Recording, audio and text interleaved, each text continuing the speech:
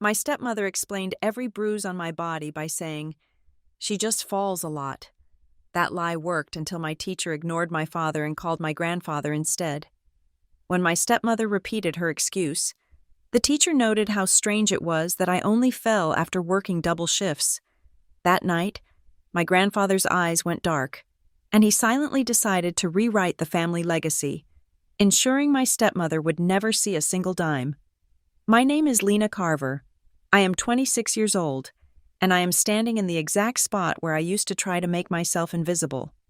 The air in the Ridgeview High Gymnasium still smells the same as it did a decade ago. It is a specific cocktail of industrial floor wax, stale popcorn from the concession stand, and the distinct, metallic scent of teenage desperation. But tonight, the lighting is different.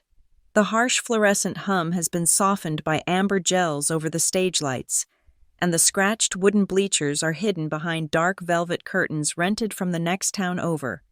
This is the Alumni of Distinction Gala, a night where the town of Ridgeview, Colorado, pretends that it launches rockets into the stratosphere rather than just manufacturing parts for machines that other people build elsewhere. I adjusted the silk lapel of my blazer. It was Italian wool, tailored specifically to my measurements, costing more than my father used to make in a month of fixing elevators. I checked my reflection in the glass of the trophy case. The woman staring back at me did not look like the ghost I used to be. Her posture was straight, her eyes were clear, and she did not have a single bruise hidden under her sleeves. I am the CEO of SafeTrack Analytics now. In the industry, they call me the warehouse whisperer. I walk into massive distribution centers, those million-square-foot boxes of concrete and steel where people are treated like gears, and I tell the owners exactly where their systems are going to fail. I tell them which walkway is going to shatter a worker's ankle, which forklift route is a fatality waiting to happen, and exactly how much money they will lose in lawsuits if they do not listen to me. They listen.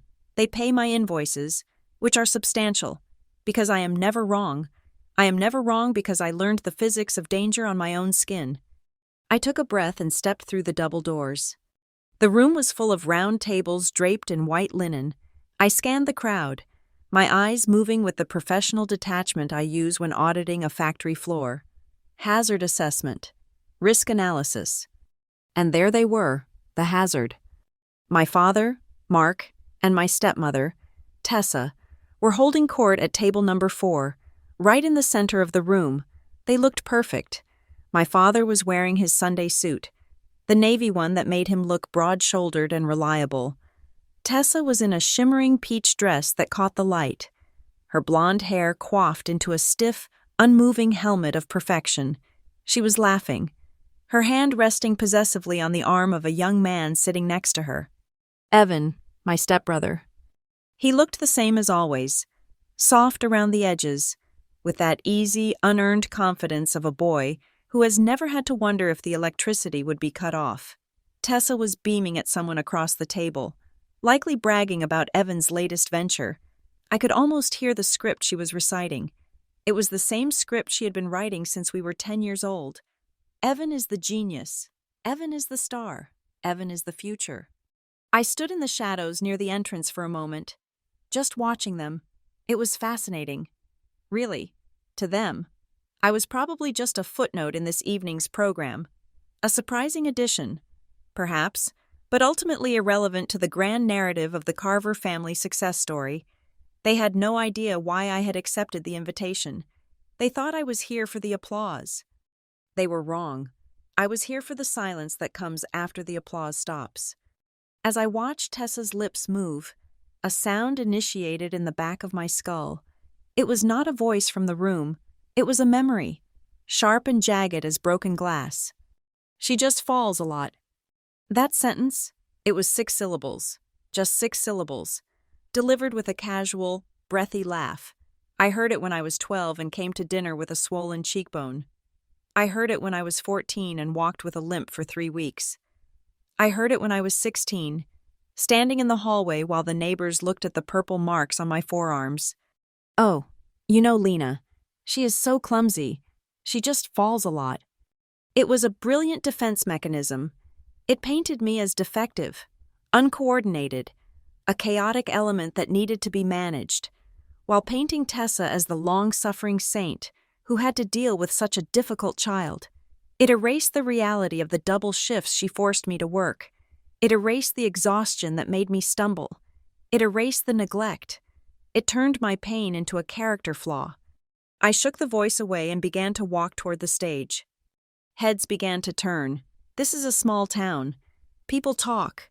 They knew I had left Ridgeview the night I graduated and hadn't come back since. They knew I had started a company, but seeing me here, walking with the confident stride of a woman who commands boardrooms, seemed to confuse them. I wasn't the scruffy, quiet girl in the oversized hoodie anymore. I saw Mrs. Gable, the librarian, drop her fork.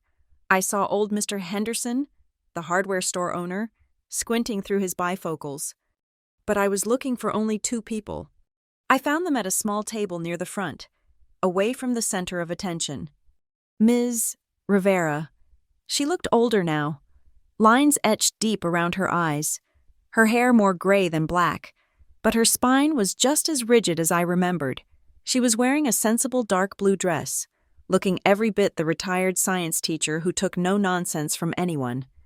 And next to her, my heart actually skipped a beat, a physical stutter in my chest. Grandpa Walt. He was sitting in his wheelchair now, his hands resting on his knees. Those hands were gnarled like old oak roots, stained permanently by decades of grease and soil. He was wearing his good flannel shirt, buttoned all the way to the top, and a bolo tie with a piece of turquoise the size of an egg. His hair was pure white, combed back neatly.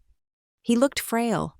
Time had taken the bulk of his muscle, leaving him thin and sharp, but as I approached, he looked up, and his eyes, those pale, piercing blue eyes that saw everything, locked onto mine. He didn't smile, he didn't wave, he just nodded, a microscopic dip of his chin. "I see you, Lena," that nod said. "I see the map." I nodded back and took my seat at the reserved table next to the podium. I could feel Tessa's gaze on the back of my neck. It felt like a heat lamp. I imagined her leaning over to my father right now. What is she doing here? Why is she sitting at the front? Did you know she was coming? My father would be shrugging. He always shrugged. It was his primary form of exercise. The lights dimmed. The principal, a man named Mr. Davies, who had been a football coach when I was a student, walked up to the podium. He tapped the microphone. The sound boomed through the speakers, a low feedback squeal that made half the room wince. "Good evening, Ridgeview," he bellowed. "Welcome to our annual Night of Stars." I tuned out the first 20 minutes. It was the usual parade. The quarterback who became a car dealership owner, the girl who started a chain of organic bakeries in Denver. They went up, accepted their plaques, made jokes about homework, and sat down. Tessa clapped politely for everyone, but I could see her shifting in her seat. She was waiting for something. Maybe she expected Evan to get a surprise award? No, Evan hadn't done anything worth awarding yet. She was just anxious.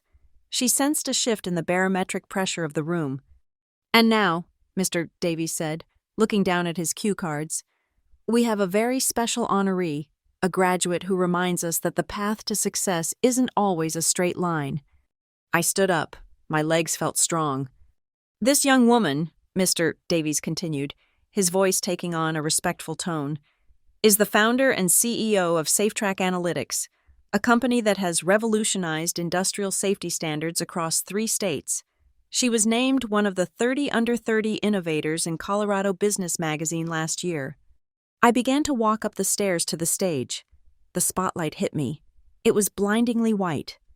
But before she was a CEO, Mr. Davies read from the bio I had written myself, the bio I had insisted they read word for word. She was a student right here, a student who worked the graveyard shift at a local distribution center while finishing her high school diploma. I reached the podium. I turned to face the audience. From this height, I could see everything. I saw the frozen smile on Tessa's face crack. The mention of the graveyard shift had hit her. It wasn't part of the family lore she distributed. In her version, I was just moody and reclusive. She never told people I was working 40 hours a week at 16 to pay for my own food and rent, disguised as contributing to the household. "Please welcome," Mr. Davies announced, "Lena Carver." The applause was polite, curious. I stepped to the microphone. I didn't smile.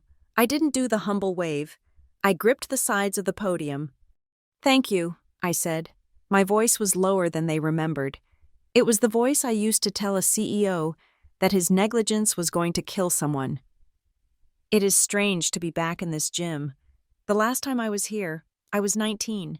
I sat in the back row because my knees were too swollen to climb the bleachers. I saw Tessa stiffen. Her hand shot out and gripped Mark's forearm. Mark looked confused, his mouth slightly open. "I stand here tonight," I continued, looking directly at table number 4.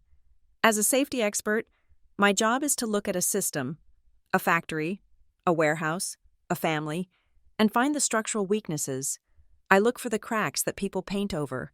I look for the stress points that are about to snap." The room went quiet. People were sensing this wasn't a standard "thank you for the education" speech.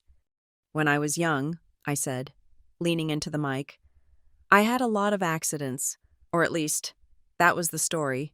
I walked with a limp, I had bruises on my ribs, and whenever anyone asked why, there was a phrase that was always used to dismiss it." I paused. I let the silence stretch for 5 seconds, 10 seconds. "She just falls a lot." Tessa flinched. It was a physical jerk, as if I had slapped her. Her face drained of color, leaving her rouge standing out like clown paint. "That phrase," I said, "was a cover-up for a lack of safety protocols. It was a cover-up for exploitation. It was a cover-up for a child being forced to carry loads that were too heavy for her frame, in the middle of the night, while her peers were sleeping." I looked at Ms. Rivera. She was watching me with tears in her eyes, her hand covering her mouth. Next to her, Grandpa Walt sat up straighter. His chin was high. He looked like a king in exile watching his army return. "But systems fail," I said. "And the beautiful thing about structural failure is that it reveals the truth. You can only paint over the cracks for so long before the foundation gives way." I took a sip of water. The sound of the glass touching the wooden podium was the only sound in the cavernous room. "I am here tonight not just to accept this award," I said, my voice hardening.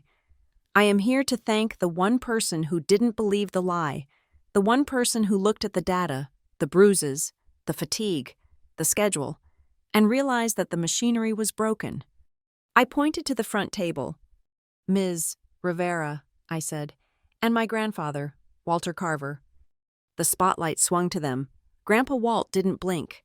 He stared straight ahead, dignified and unyielding. I looked back at Tessa. She looked terrified, not just embarrassed, terrified, because she realized, in this moment, that I wasn't just the stepdaughter she had bullied. I was a force of nature she had inadvertently created. She was realizing that the clumsy girl had grown up to become a forensic analyst of disaster, and I was currently dissecting her. This ceremony was the first public move, but the real move had happened years ago. My mind flashed back to that night, the turning point, the hinge upon which my entire life swung. It wasn't a dramatic fight. It wasn't a scream. It was a phone call. I remembered the smell of chalk dust in Ms. Rivera's classroom. I remembered the throbbing in my lower back from where I had fallen off a loading dock 3 hours earlier. I remembered Tessa standing there, wearing a beige trench coat, checking her watch, annoyed that she had been summoned.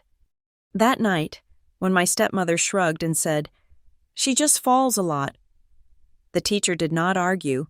She simply quietly changed the person receiving the call. And thanks to that, the entire Carver lineage no longer belonged to Tessa after that. To understand how a woman becomes a ghost in her own life, you have to understand the geography of Ridgeview, Colorado. It is a town tucked into the granite armpit of the Rockies, a place where the mountains rise so high on either side that the sun sets at 3 in the afternoon during the winter. Everyone knows everyone in Ridgeview. We knew whose truck was parked outside the bar on Tuesday nights, whose crop failed because of the frost, and whose son was getting into trouble with the county sheriff. But that shared knowledge was surface level. It was a thin layer of ice over a very deep, very cold lake. Nobody actually looked inside the houses. Nobody wanted to see what was happening once the front doors were closed and the porch lights flickered on.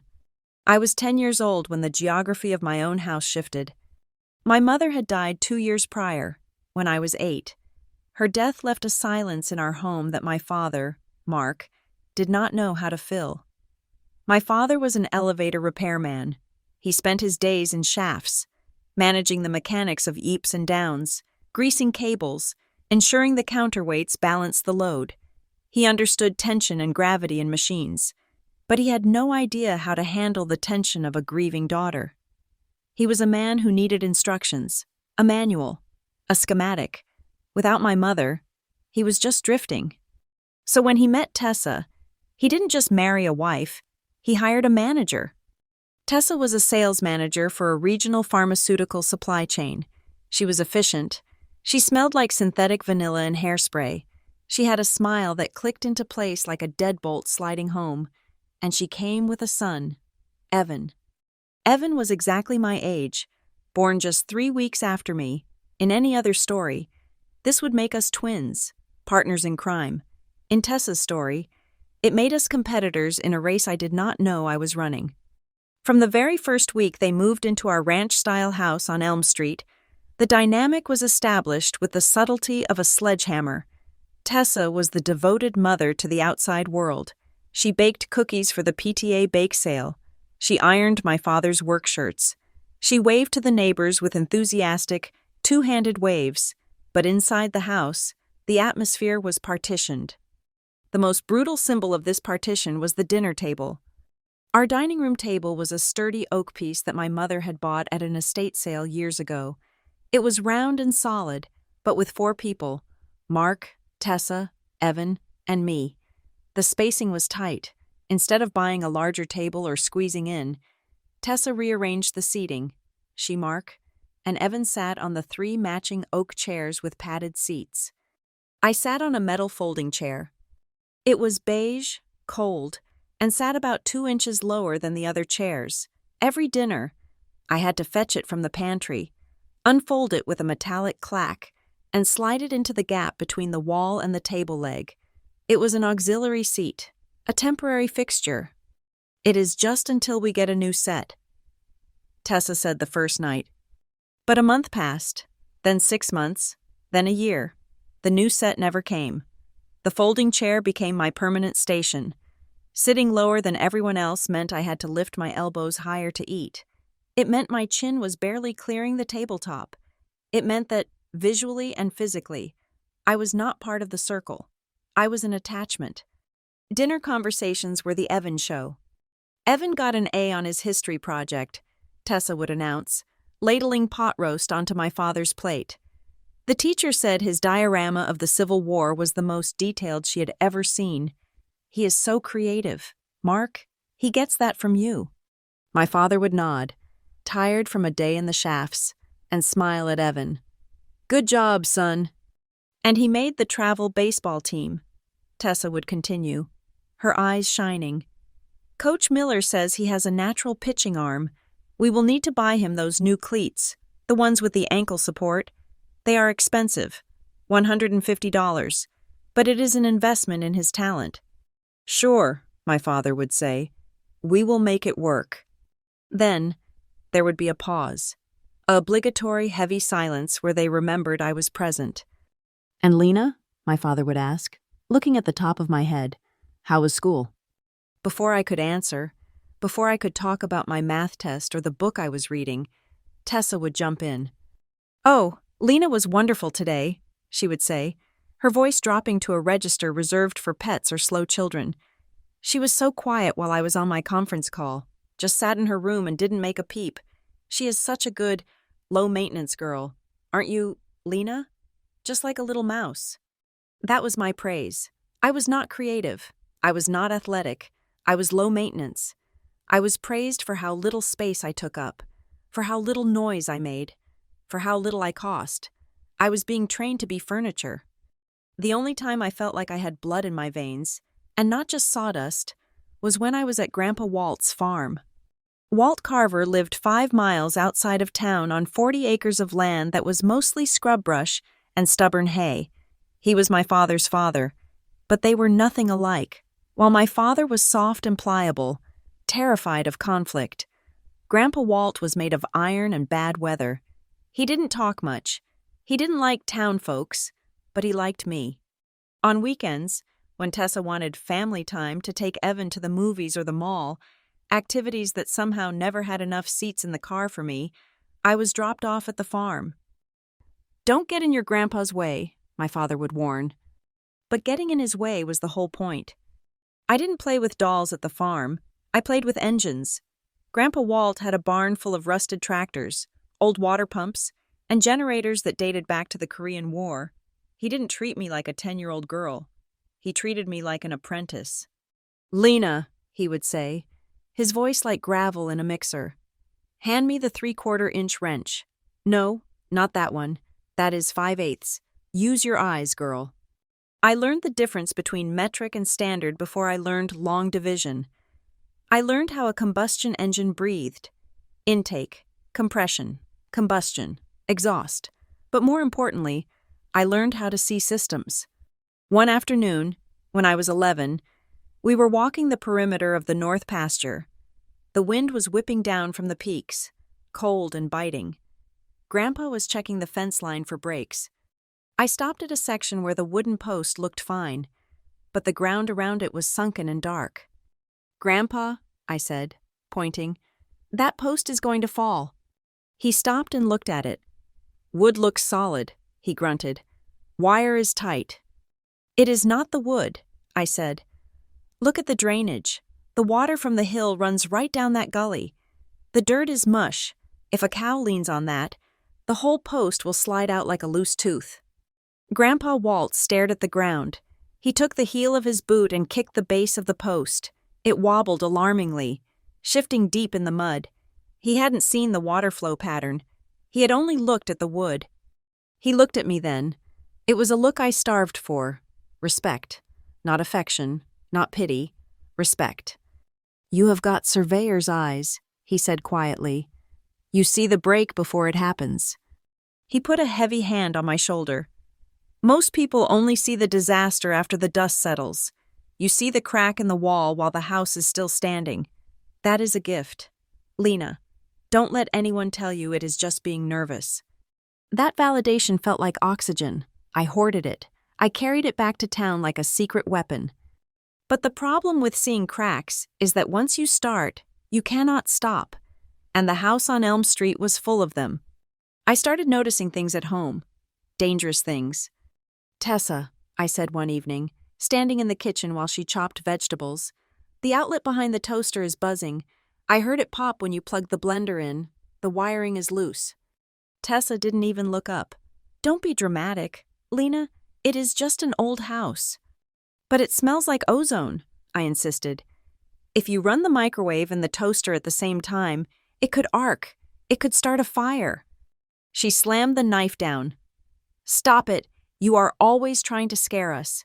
You are just jealous that I'm making Evan's favorite soup. Go set the table and get your chair." I went to my father. "Dad, the carpet on the stairs is coming loose. The staples are pulled up on the 3rd step. I almost tripped." My father looked at Tessa. Tessa rolled her eyes. "She is doing it again. Mark, attention-seeking. She probably pulled the carpet up herself just to have something to complain about." My father sighed. "Lena, honey, just watch where you step. Don't make work for your mother." "Your mother? She wasn't my mother. She was the woman who put me on a folding chair." The pattern was set. I was the alarm system. And they had cut the wires. If I pointed out a danger, I was difficult. If I identified a risk, I was negative. If I said something hurt, I was weak. They gaslit me so effectively that I began to doubt my own senses. Maybe the outlet wasn't buzzing. Maybe the step wasn't loose. Maybe I was just clumsy. Maybe I was just broken. But I wasn't broken. I was right. 2 weeks later, the toaster shorted out and left a scorch mark on the wall. Tessa blamed a power surge from the city. When Evan tripped on the loose stair carpet and bruised his shin, Tessa screamed at the carpet installers, who hadn't been there in 5 years, and comforted Evan with ice cream, cooing over his bravery. "See," I wanted to scream. "I told you, I saw it." But I learned that in the Carver house, truth did not matter. Only the source of the truth mattered. If Evan said the sky was green, Tessa would buy emerald curtains. If I said the house was burning, she would tell me to stop playing with matches. The isolation ground me down. I stopped talking about the systems. I stopped warning them. I retreated into the silence they praised me for. One night, late, I was standing at the kitchen sink washing the dinner dishes. It was my permanent chore. Evan needed his hands for pitching practice and video games, so I washed the plates. The house was quiet. Mark and Tessa were in the living room watching television. I could hear the laugh track of a sitcom drifting down the hallway. The kitchen window was dark, turning the glass into a mirror. I looked at myself. I was 12 years old, but I looked worn out. My hair was pulled back in a severe ponytail because Tessa said loose hair was messy. My hands were red from the hot water and the cheap dish soap. I looked at the reflection of the kitchen behind me. It was a beautiful kitchen. Granite countertops, stainless steel appliances, the warm glow of under-cabinet lighting. It looked like a magazine photo. And in the middle of that perfect image, there was the folding chair. I hadn't put it away yet. It sat there, slightly askew, looking like a piece of trash that had blown in from the alley. I looked at my own reflection again. The glass distorted my face, stretching my forehead and shrinking my chin. I looked alien. I looked like I didn't belong in this atmosphere. I realized then, with the cold clarity of a mechanic diagnosing a terminal engine failure, that I was not a member of this family. I was a resource. I was an appliance that cleaned dishes and stayed quiet. Gravity works differently for different objects. Massive objects, like planets or stars, have strong gravity. They pull everything toward them. In this house, Evan was the sun. Tessa and Mark were the planets orbiting him, basking in his light, terrified of falling out of alignment. And me? I was just space debris.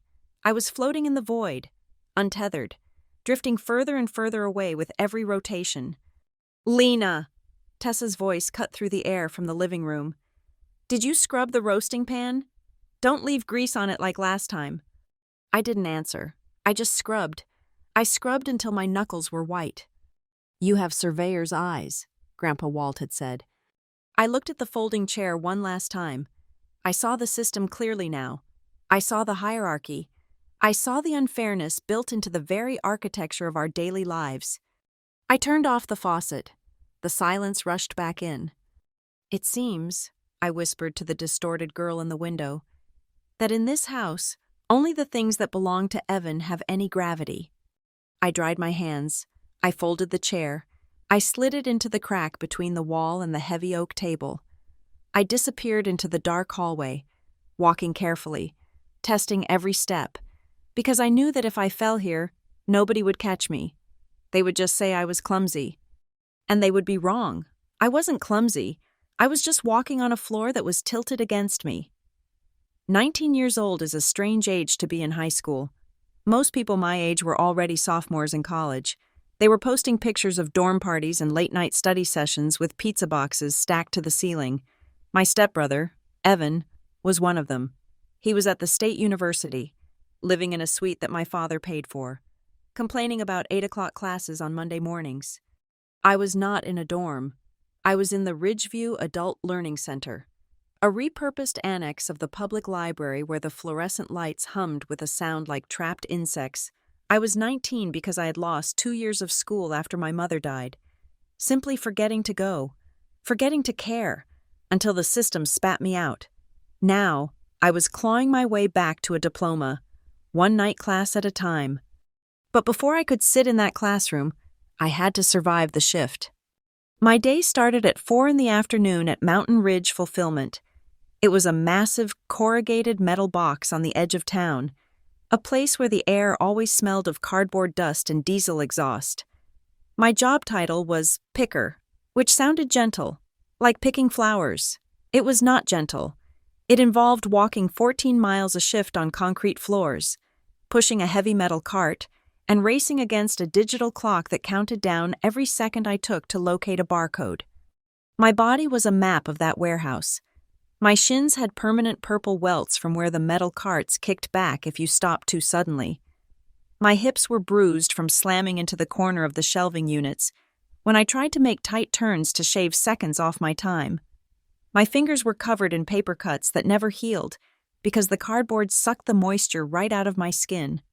These were not signs of abuse. Nobody was hitting me. This was just the cost of doing business. This was the price of gravity and momentum meeting a body that was too tired to get out of the way. Tessa was the one who found me the job. She came home one day with a flyer. Her face lit up with that synthetic helpfulness she wore like foundation. "It is time you contributed, Lena," she had said, placing the flyer on top of my textbook. "Evan needs to focus on his pre-law track. His tuition is steep, nearly $20,000 a semester. We have to prioritize the future, and since you are just taking your time with school, you can cover your own gas and groceries, maybe pay a little rent. It teaches character." My father, Mark, had been sitting in his armchair, reading the paper. He didn't look up. He just turned the page. "It is a good lesson, Lena," he mumbled. "Real-world experience." So I got real-world experience. I learned that if you do not lift with your knees, your back feels like it is filled with broken glass by midnight. I learned that if you do not wear steel-toed boots, a falling pallet will crush your toes. And I learned that at Mountain Ridge Fulfillment, safety was a poster on the wall, not a practice on the floor. I would arrive at the learning center at 6 in the evening, smelling of industrial cleaner and sweat. I would slide into the back row of Miss Rivera's applied science class, trying to make myself small. My hands shook from the vibration of the heavy scanners I held all day. My eyes burned. Ms. Rivera was sharp. She was a woman who wore practical shoes and looked at the world as a series of equations to be balanced. She didn't treat us like high school kids. She treated us like tired adults who needed a reason to be there. One Tuesday night, the lesson was on friction and inclined planes. "The coefficient of friction," Ms. Rivera said, drawing a ramp on the whiteboard, "determines whether an object stays put or slides down the slope. It is about the interaction between two surfaces. If the angle is too steep or the surface is too slick, gravity wins." I sat there, blinking against the fatigue. The diagram on the board looked familiar. It looked exactly like loading dock 4 at the warehouse. I opened my notebook. Instead of copying her notes, I started drawing. I drew the loading dock. I drew the metal ramp that connected the truck bed to the concrete floor. I wrote down the estimated angle. I had walked it 1,000 times.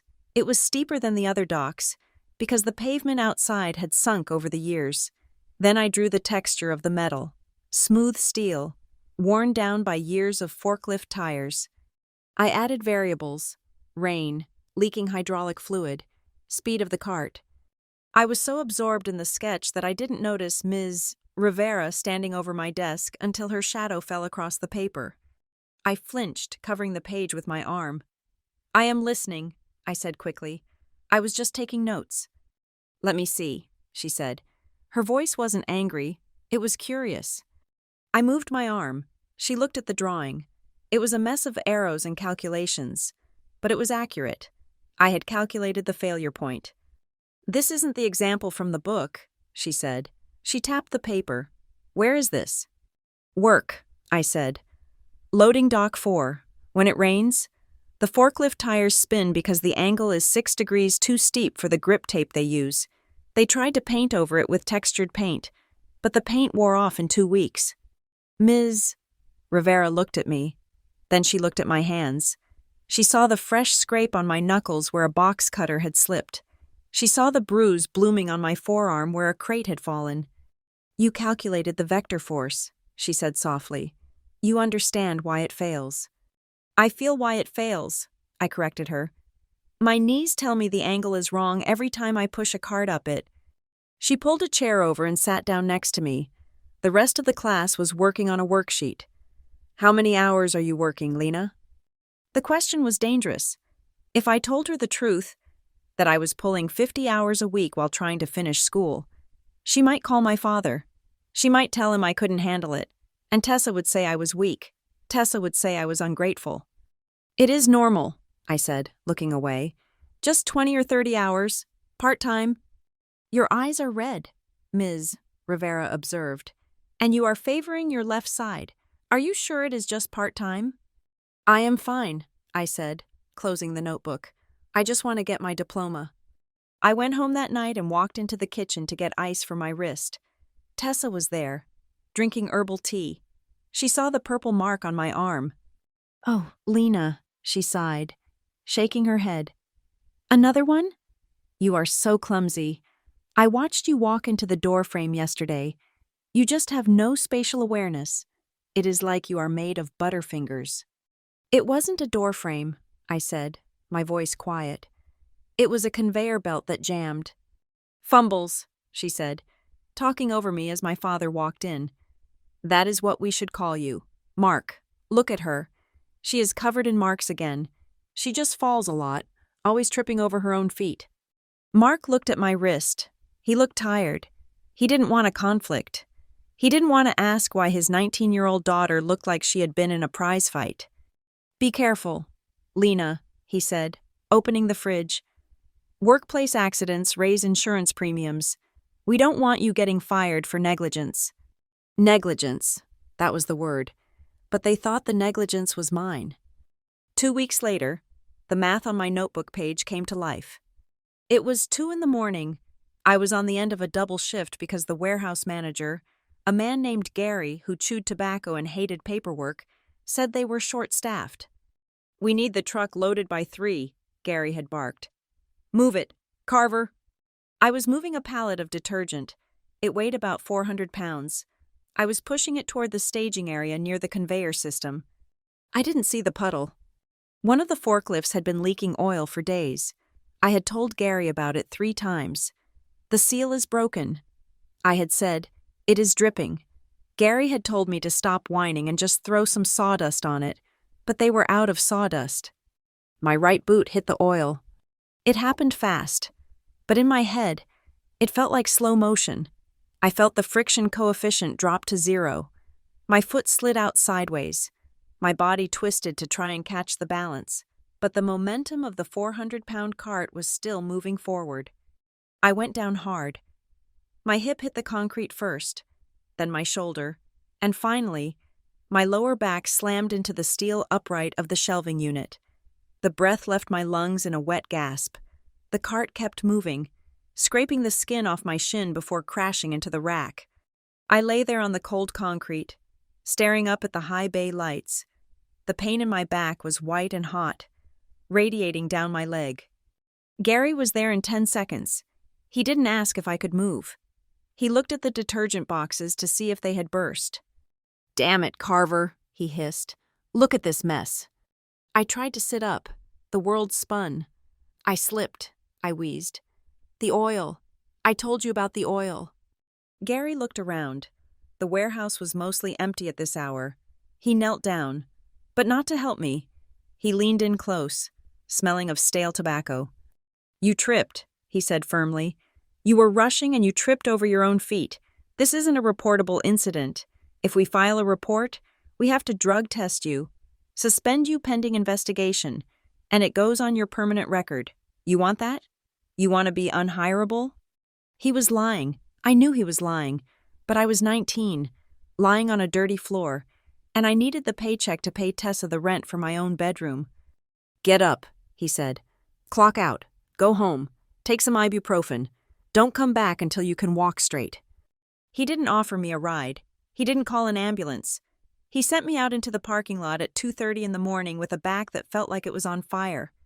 I drove home using my left foot for the pedals because my right leg was numb. I crawled into bed without turning on the lights so Tessa wouldn't wake up and lecture me about making noise. The next evening, I had Ms. Rivera's class. I debated not going. Every step sent a jolt of electricity up my spine. But we had a quiz. If I missed the quiz, my grade dropped. If my grade dropped, I might not graduate. If I didn't graduate, I was stuck at Mountain Ridge forever. I parked my old sedan in the lot. Getting out of the car took me 5 minutes. I had to grab the door frame and haul myself upright. I bit my lips so hard I tasted iron. I walked down the hallway of the learning center. My gait was broken. It was a rhythmic lurch. Step, drag, wince, step, drag, wince. I made it to the classroom door. I opened it. Ms. Rivera was at the front, erasing the board. She turned when she heard the door click. She smiled, about to say hello, and then her face froze. She watched me walk to my desk. She watched the way I held my rib cage with one arm, bracing myself as if my own skeleton was trying to collapse. She watched the gray pallor of my skin. I reached my chair and lowered myself into it with a stifled groan. I looked up, and she was standing right in front of me. Her eyes were not scanning a worksheet. They were scanning me, analyzing the data points of my misery. "Lena," she said. Her voice was very low. "What happened?" My programming kicked in. The script Tessa had written for me. The script Mark had edited. The script Gary had enforced. "Nothing," I said, staring at the laminate top of the desk. I slipped. At home. On the stairs." I took a breath, forcing a smile that must have looked like a grimace. "I am just clumsy, Ms. Rivera. I just fall a lot." Ms. Rivera didn't write it down. She didn't nod. She didn't accept the variable. She looked at my boots, still dusty from the warehouse. She looked at the time, 6 p.m, meaning I had come from work, or should have been at work. "People don't fall like that from clumsiness," she said, and her voice had a steel edge I had never heard before. "People fall like that when the floor is rigged." She walked back to her desk and sat down. She didn't start the quiz. She opened a drawer and pulled out a file. My file. She looked at the contact information. "I am clumsy," I repeated, desperate for her to believe me so we could just do the physics quiz and I could go home to pass out. "No, Lena," she said, picking up the classroom phone. "You are exhausted, and you are being broken." She looked at me, and for the first time in my life, I saw an adult who was angry for me, not at me. "I am not calling your father," she said. "I tried that. He thinks you are a clumsy child. I am calling the contact you listed for emergencies, Walter Carver." "Don't," I whispered. "Tessa will be furious." "Good, Ms. Rivera said, and she dialed the number. That was the moment the friction coefficient changed. That was the moment the object stopped sliding down the slope and finally caught some traction. The meeting was scheduled for 7 p.m. at the Ridgeview Adult Learning Center. It was not a parent-teacher association meeting in the traditional sense, with bake sales and warm cider. This was a mandatory intervention. Ms. Rivera had flagged my file for an academic and welfare review, a bureaucratic term that usually meant a student was failing, but I was not failing. I had a 98% average in applied physics. I was failing at staying upright. Ms. Rivera sat behind her metal desk, her hands clasped on top of a manila folder that bore my name. The room smelled of dry erase markers and the lingering scent of floor wax. I sat in one of the student desks, squeezed into the hard plastic shell, trying to keep my bruised back from touching the rigid chair support. Then the door opened, and Tessa walked in. She did not look like she belonged in a retrofitted library annex. She was wearing a charcoal gray blazer with sharp lapels, a silk blouse the color of heavy cream, and heels that clicked aggressively on the linoleum tiles. She carried a leather handbag that cost more than my first car would eventually cost. She brought with her a gust of cool evening air and the overwhelming scent of expensive floral perfume. "Mrs. Carver," Ms. Rivera said. Standing up, she did not smile. "Thank you for coming on such short notice." "Please, call me Tessa," my stepmother said, extending a manicured hand. Her smile was bright, practiced, and completely empty. "I am always happy to make time for Lena's education. We are a very busy family. You know, my husband Mark is working late, and my son Evan, he is at the university, pre-law track. He has a seminar tonight, but we make it work. We prioritize." She took the seat next to me. She didn't look at me. She didn't ask how my shift had been earlier that day. She simply arranged her skirt, placed her handbag on the floor, and looked at Miss Rivera with the expectant expression of a customer waiting for a manager to apologize. "I called you here," Ms. Rivera began, opening the file, "because while Lena's academic performance is excellent, her physical condition is alarming." Tessa laughed. It was a light, tinkling sound, like ice cubes hitting glass. "Oh, alarming is a strong word, don't you think? Lena has always been a bit pale. It is the lighting in here. Fluorescent bulbs wash everyone out." "I am not talking about her complexion," Ms. Rivera said. Her voice remained calm, but there was a tightness in her jaw. "I am talking about the fact that on Tuesday, she could barely walk to her desk. I am talking about the fact that she winces when she lifts her backpack. I am talking about the bruising on her wrists and the tremors in her hands." Ms. Rivera slid a piece of paper across the desk. It was my attendance sheet, but she had annotated it, next to every date. She had written observations: limping, bandage on left arm, eye swollen, unable to hold pen steady. "Lena is working at Mountain Ridge Fulfillment," Ms. Rivera said. "I looked up their shift schedules. Based on when she arrives here, she is coming directly from the floor. That is a physically demanding job for a 19-year-old girl to be doing full-time while trying to finish school." Tessa picked up the paper. She glanced at it for less than a second before setting it back down, as if it were a napkin she no longer needed. "We believe in a strong work ethic," Tessa said smoothly. "Lena is taking a gap year. Well, a few gap years, to really understand the value of a dollar. Evan is focused on his studies because he earned a partial scholarship, but Lena, she needs a bit more structure. The warehouse teaches discipline." "The warehouse is breaking her body," Ms. Rivera stated. "She is exhausted, Tessa, and the injuries I am seeing are not consistent with standard fatigue. They are consistent with negligence." The air in the room seemed to vanish. I stopped breathing. I stared at the edge of the desk, tracing the peeling laminate with my eyes. This was the moment. This was where an adult finally stood between me and the cliff. Tessa didn't blink. She didn't look guilty. She looked mildly annoyed, as if Ms. Rivera had served her lukewarm coffee. "Negligence?" Tessa chuckled again. But this time the ice was gone. It was just hard glass. "Oh, I think you are misunderstanding Lena. She is a sweet girl, really, but she has always been awkward." Tessa turned to look at me then, her eyes sweeping over my slumped posture with a mix of pity and disdain. "She just falls a lot," Tessa said. There it was, the sentence, the 6 syllables that had been the soundtrack of my adolescence. "Excuse me?" Ms. Rivera asked. "She just falls a lot," Tessa repeated, louder this time, addressing the room as if stating a scientific fact. "Since she was a little girl, she trips over rugs, she walks into door frames, she slips on the stairs. My husband and I have tried to get her into sports to help with her coordination, but she just doesn't have it. So, when you see a bruise, Ms. Rivera, you are not seeing negligence.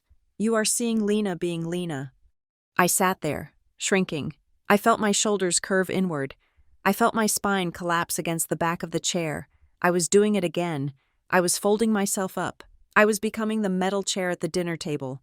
Cold, auxiliary, and meant to be put away when the real people were talking. Ms. Rivera did not look at me. She kept her eyes locked on Tessa. "That is interesting," Ms. Rivera said slowly, "because in my physics class, Lena has perfect spatial reasoning. She can calculate the trajectory of a projectile or the friction coefficient of a ramp better than any student I have had in 10 years. A student with that kind of mind usually knows exactly where her feet are." Tessa waved her hand dismissively. "Book smarts are different from street smarts, or in this case, walking smarts." "I have another question," Ms. Rivera pressed on. "If she is so prone to falling, and she is working in a high-risk industrial environment, have you insisted on a safety audit of her station? Or have you ensured she is on the company's comprehensive health insurance plan? Because looking at her medical file here, she is listed as uninsured. Tessa stiffened. The mention of insurance, and the implication of liability, hit a nerve. Financials were Tessa's love language, and insurance premiums were a dialect she spoke fluently. Lena is a contractor, Tessa said quickly. It is a standard arrangement, and really, we are getting off track. I thought we were here to discuss her diploma. You know, Evan is doing so well at the university. He is thinking of specializing in corporate law. He says the workload is intense, but he handles it with such grace. We are just so proud of him. She had pivoted. It was a masterclass in deflection. She had taken the spotlight off the bruised girl and shone it brightly on the golden boy. We are not talking about Evan, Ms. Rivera said. Well, maybe we should use him as an example, Tessa countered, her voice taking on a sharper edge. Evan understands that to get ahead, you have to focus. Lena seems to be complaining to her teachers instead of focusing. If she spent less time looking for sympathy and more time watching where she walked, maybe she wouldn't have so many accidents. Tessa stood up. She smoothed her skirt. The movement was final. It signaled that the meeting was over because she had decided it was over. I appreciate your concern, Ms. Rivera, Tessa said, flashing that deadbolt smile again. It is quaint, really, but you stick to teaching physics. Let Mark and me handle the parenting. We know our daughter best. She turned to me. Come on, Lena. I have to pick up dinner. Mark is waiting. I stood up. My knees popped audibly. A sharp pain shot through my lower back, making me gasp softly.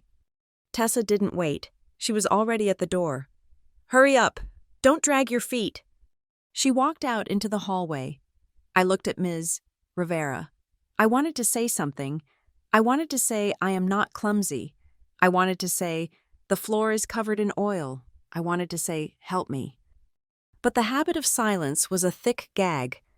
I just nodded, a small, jerky motion, and followed Tessa. In the hallway, under the buzzing yellow lights, Tessa stopped to adjust her heel. She looked at me, her face stripped of the public mask. She looked tired and irritated. You need to stop whining to your teachers, she hissed. It is embarrassing. Ms. Rivera, my back hurts. Grow up, Lena. Do you think your father wants to hear that the school is calling us because you can't walk straight? You are humiliating him. I didn't tell her anything, I whispered. You didn't have to, Tessa snapped. You wear it like a costume. Just pull yourself together and stop falling down. She turned and marched toward the exit. I followed, limping slightly, the echo of her heels drowning out the shuffle of my boots. Back in the classroom, the silence returned. Ms. Rivera stood in the center of the room. She was not packing up her bag. She was not grading papers. She was standing perfectly still, staring at the empty chair where I had sat. She looked at the way the chair was pushed back, carefully, as if the occupant was afraid of making noise. She thought about the conversation. She replayed the phrase, "She just falls a lot," in her head. It didn't sit right. It felt like a variable that didn't fit the equation. Ms. Rivera walked back to her desk. She picked up my file again. She looked at the grades. 98, 99, 100. High potential, she had written in the margins weeks ago. Then she looked at the emergency contact form.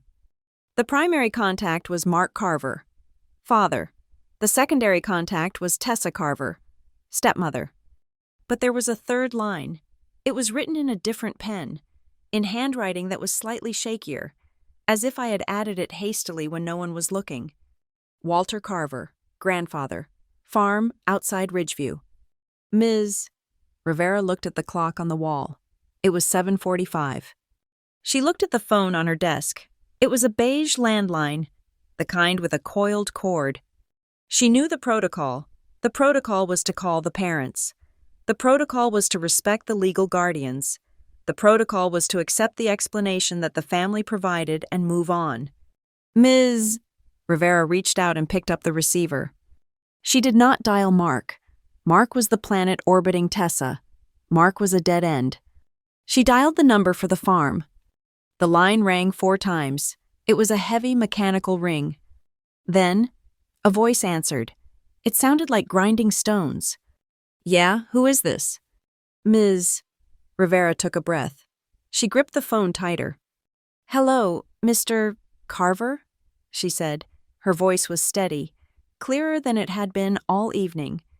"My name is Elena Rivera. I am Lena's teacher at the Learning Center." There was a pause on the other end. "Is she okay? Is she hurt?" The immediate concern in his voice, the instant assumption that something might be wrong, told Ms. Rivera everything she needed to know. This was the variable she had been looking for.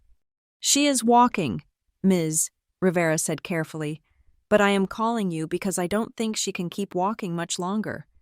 "What do you mean?" Walt asked. "I am calling about your granddaughter, Mr. Carver," Ms. Rivera said, looking at the empty doorway where Tessa had just performed her act. "And I am calling about what they are asking her to carry." That sentence hung in the air between the classroom and the farmhouse. It was the first tug on a thread that would eventually unravel the entire tapestry Tessa had spent 10 years weaving, and as Ms. Rivera spoke, she wasn't just a teacher anymore.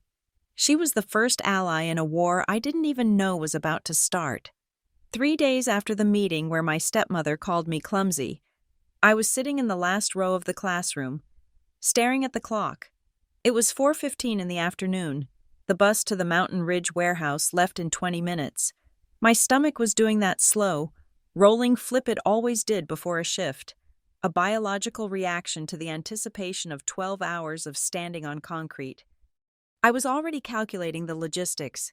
If I ran to the bus stop, I would make it. If I walked at my current pace, which was the shuffle of a 90-year-old woman, I might miss it. And if I missed it, I would have to pay $15 for a taxi, which meant I would not eat lunch tomorrow. The equation was simple. Pain plus poverty equals urgency. I zipped up my backpack.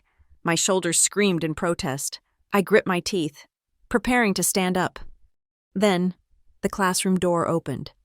It was not a student. It was not the janitor. It was a man wearing a canvas barn coat that had been tanned 20 years ago, but was now the color of engine oil and soil. He was wearing a trucker hat pulled low over white hair that stuck out like static electricity. He smelled of diesel fuel, drying hay, and peppermint candies. Grandpa Walt. The room went silent. Walt Carver did not belong in a classroom. He belonged in a pasture or under the hood of a tractor. Seeing him here, framed by the educational posters about the scientific method, was like seeing a bear in a library. He didn't look at Ms. Rivera. He looked straight at me. His blue eyes, usually crinkled with the effort of squinting into the sun, were wide open. They were terrifyingly alert. I froze. My first thought was that something had happened to my father, or maybe Tessa had sent him to scold me for embarrassing the family. Walt walked down the aisle. He walked with a heavy, rolling gait, favoring his left knee, a souvenir from his days in the copper mines. He stopped right in front of my desk. I instinctively pulled my sleeves down. I was wearing a long-sleeved shirt to hide the bruises on my forearms. The fumbles, as Tessa called them. Walt didn't say hello. He reached out with a hand that felt like rough sandpaper and gently took my wrist. He didn't pull. He just held it, hovering his thumb over the dark purple bloom that was creeping out from under my cuff. "Lena," he said. His voice was a low rumble, like a truck engine idling. I looked down, ashamed. Grandpa, I just... "Stop," he said. It wasn't a shout. It was a command. He looked me in the eye. "Don't you lie to me. I know what falling looks like. I know what clumsy looks like." He gestured to my arm, then to the way I was sitting, favoring my right hip. "This isn't falling. This is crushing." He paused, and then he asked the question that broke me. "How heavy is the load? Lena, how heavy are they making you carry?" He didn't ask what I did wrong. He didn't ask why I wasn't more careful. He asked about the load. He placed the blame on the weight, not the back that was breaking under it. I felt a hot sting in my eyes. I tried to blink it away, but the dam was cracking. It is just boxes, I whispered. Detergent, dog food, sometimes car parts. And how many hours? He asked. 50, I said, the number falling out of my mouth before I could catch it. Sometimes 60 if Gary is short-staffed. Walt's jaw tightened.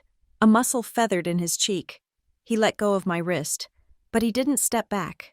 He turned to Ms. Rivera, who was standing at her desk, watching us with a look of profound relief. Where are they? Walt asked. Mr. and Mrs. Carver sent an email, Ms. Rivera said, picking up a piece of paper. They said they had a scheduling conflict, something about a dinner for Evan's pre-law society. They said they trusted the school to handle Lena's academic adjustments. Walt made a sound in his throat. It was a sound of disgust, pure and unfiltered. A dinner, he repeated. Ms. Rivera walked around her desk. She didn't treat Walt like an intruder. She treated him like the only other adult in the room.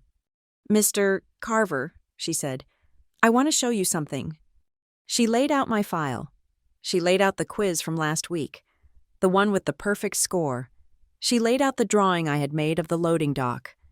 Lena is not struggling academically, Ms. Rivera said, tapping the drawing. Look at this.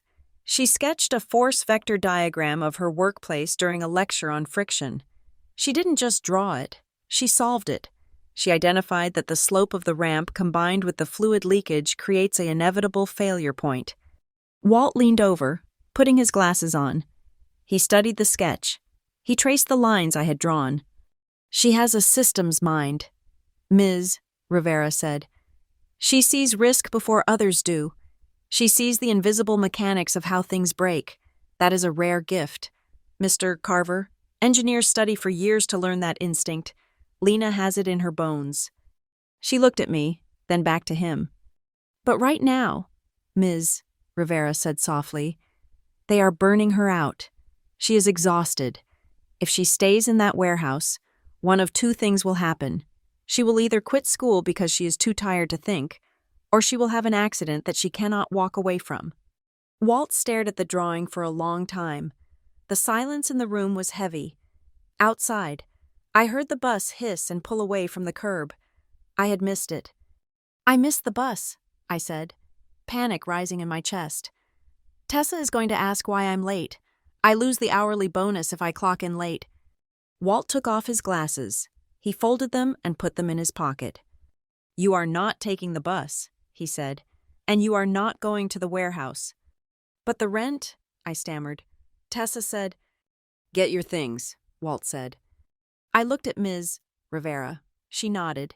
It was a small, conspiratorial nod. I packed my bag. My hands were shaking. I followed Walt out to the parking lot. His truck was a 1985 Ford. Red paint faded to a dusty pink. Rusted around the wheel wells, it was the safest place I knew. I climbed into the passenger seat. The seat was torn, covered with a Mexican blanket. The cab smelled of old coffee and tobacco. Walt didn't start the engine immediately. He sat there, hands gripping the steering wheel, staring through the cracked windshield at the brick wall of the school. I worked in the mines, he said suddenly, before I bought the farm. Did I ever tell you that? No, I said. I was 20, younger than you. He ran a thumb over the steering wheel. The foreman, a man named Miller, he didn't care about ventilation. Said it cost too much to run the fans all shift. Said we were tough enough to breathe a little dust. He looked at me. I saw a friend of mine, a boy named Jack, get crushed because a support beam was rotten and Miller didn't want to pay to replace it. Jack didn't fall because he was clumsy.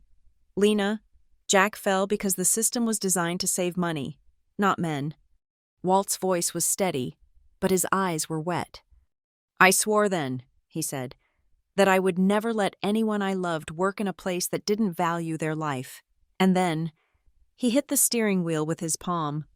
Then I let my own granddaughter carry 400 pounds on a slick floor because I didn't want to start a fight with your father. It is not your fault, Grandpa, I said. It is, he corrected. I let them treat you like a spare part, but that ends today. He started the engine. The truck roared to life. a defiant, coughing sound. "I have a plan," he said as we pulled out onto the main road. He didn't turn left toward Elm Street. He turned right, toward the county road that led to the farm. "You are going to move into the guest house," he said. "The little cabin behind the barn. It has heat. It has a kitchen. It is quiet." I stared at him. "Move out? Tessa will kill me. She says I have to pay my way." "You will pay your way," Walt said. "You are going to work for me. I am getting too old to manage the irrigation pumps and the tractor maintenance alone. You fix the machines. You map out the safety of the barn. That is your rent." "And the warehouse?" I asked. "You quit," he said. "Tonight, you don't go back." "But school?" "That is the second part," Walt said. "I talked to Ms. Rivera before I came in. She told me about a program, online, the Northwest Systems Institute. It is a certification program for safety and operations management. It is real training. Lena, not just a diploma, a career." "It costs money, Grandpa," I said. "Real money." "I have money," he said. "I have been saving for a rainy day, and looking at those bruises on your arm, I would say it is pouring." "Tessa won't let me," I said, the fear of her anger gripping my throat. "She will say I am running away. She will say I am ungrateful. She will manipulate Dad." Walt pulled the truck over to the shoulder of the road. The sun was setting, casting long shadows across the fields. He turned to me. "Lena," he said, "you are 19 years old. You are an adult. You are not their property. You have the right to choose where you sleep. You have the right to choose where you work. And you have the right to choose where you are treated like a human being." He reached into the glove compartment and pulled out a folded piece of paper. "Ms. Rivera gave me this for you," he said. I unfolded it. It was a printout of a scholarship application for the Northwest Systems Institute, and attached to it was a sticky note in Ms. Rivera's handwriting. Essay prompt. Describe a time you identified a systemic failure. Underneath, she had written, "Tell them about the warehouse. Tell them about the angle of the ramp. Write about why a fall is never the fault of the person falling if the system is designed to make them slip." I held the paper. I looked at the words. Designed to make them slip. It wasn't me. All these years. I thought my gravity was broken. I thought I was defective, but I wasn't. The floor was tilted. "We are going to your house," Walt said. "We are going to get your clothes. You are not asking for permission. You are informing them of a change in address." "What if they yell?" I asked. "Let them yell," Walt said, putting the truck back in gear. "I am deaf in one ear anyway." We drove to the house on Elm Street. The driveway was empty. Mark and Tessa were at their dinner, celebrating Evan's imaginary future while I was supposed to be breaking my back. The house was dark. It felt cold. I ran inside. I didn't pack everything. I didn't want everything. I left the old teddy bears that Tessa had bought me at garage sales. I left the clothes she had picked out because they were sensible. I took my jeans. I took my flannel shirts. I took my boots. I took the notebook with the friction calculations. I went to the kitchen one last time. I looked at the dining table. The 3 oak chairs were pushed in neatly. The folding chair was leaning against the wall in the corner. I walked over to it. For a second, I thought about unfolding it, setting it at the table one last time, but then I remembered the feeling of sitting 2 inches lower than everyone else. I left it there. I walked out the front door. Grandpa Walt was waiting by the truck, the engine running. He got out and took my duffel bag, tossing it into the bed of the pickup among the hay bales. "Ready?" he asked.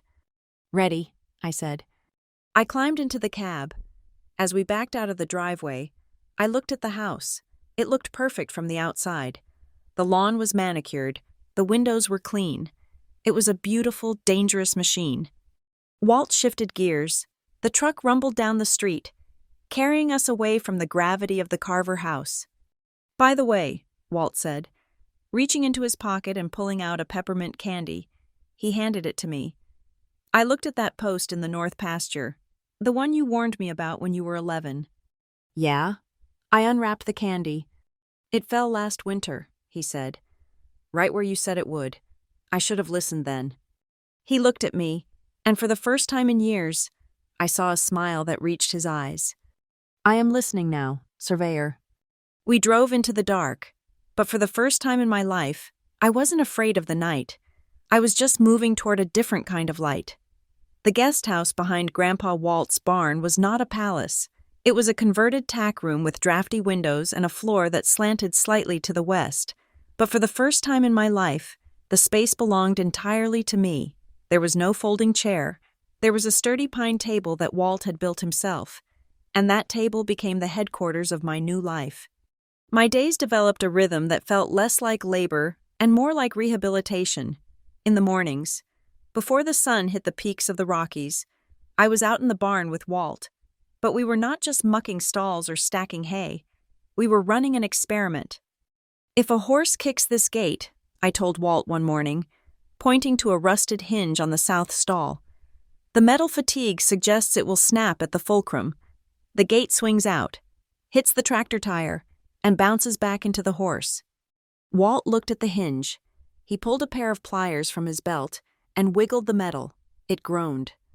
"I have walked past that hinge for 10 years, he said, shaking his head. "Never saw it." "You see the chore," I said, handing him a fresh bolt. "I see the kinetic energy." We fixed the hinge. Then we painted the edge of the concrete step leading to the feed room with bright yellow paint. I installed grip tape on the ladder to the hayloft, the kind of industrial tape I had to order from a catalog because the local hardware store didn't carry it. We rerouted the extension cords that used to snake across the floor like tripwires, stapling them high up on the beams. The farm became my laboratory. Every time I fixed a hazard for Walt, I wrote it down. I took a picture with my cheap phone. I described the risk, the fix, and the cost of the materials. I didn't know it then, but I was building the very first case studies for my portfolio. But the real transformation happened at night. Walt had noticed me squinting at my phone screen, trying to read PDF files of safety regulations on a 4-inch display. 2 weeks after I moved in, a van from the local telecom company pulled up down the long gravel driveway. They installed a high-speed fiber line that cost $80 a month, an extravagance Walt had never considered for himself. That evening, he walked into the guest house carrying a heavy cardboard box. He set it on my pine table with a thud. "I went to the computer repair shop in town," he said, rubbing the back of his neck. "The man said this one was refurbished. Corporate lease return. Said it has a new battery and a solid-state drive, whatever the hell that is." I opened the box. It was a thick, black laptop. It wasn't sleek or pretty, but it looked durable. It looked like a tool. "Grandpa," I said, running my hand over the matte lid, "this costs too much. The internet alone is—" "Hush," he said. He pulled up a chair, a real chair, with a back, and sat down. "I don't know how to drive these things. Lena, I don't know a gigabyte from a gearbox, but I know that a mechanic is useless without a wrench. Your brain is the mechanic. This is just the wrench. You deserve good tools." I opened the laptop. The screen glowed blue, illuminating the dusty air of the cabin. It felt like looking into a portal. I dove into the Northwest Systems Institute coursework with a hunger that frightened me. I stopped sleeping 8 hours a night, not because I was forced to work a double shift, but because I couldn't stop reading. I learned about OSHA, the Occupational Safety and Health Administration. I read Title 29 of the Code of Federal Regulations, and as I read, my blood began to boil. I realized that the Mountain Ridge warehouse hadn't just been disorganized, it had been illegal. The slick floors? A violation of Standard 1910.22. The lack of training on lifting techniques? A violation. The blocked exits I remembered seeing during the holiday rush. A severe violation that could cost a company $70,000 in fines per instance.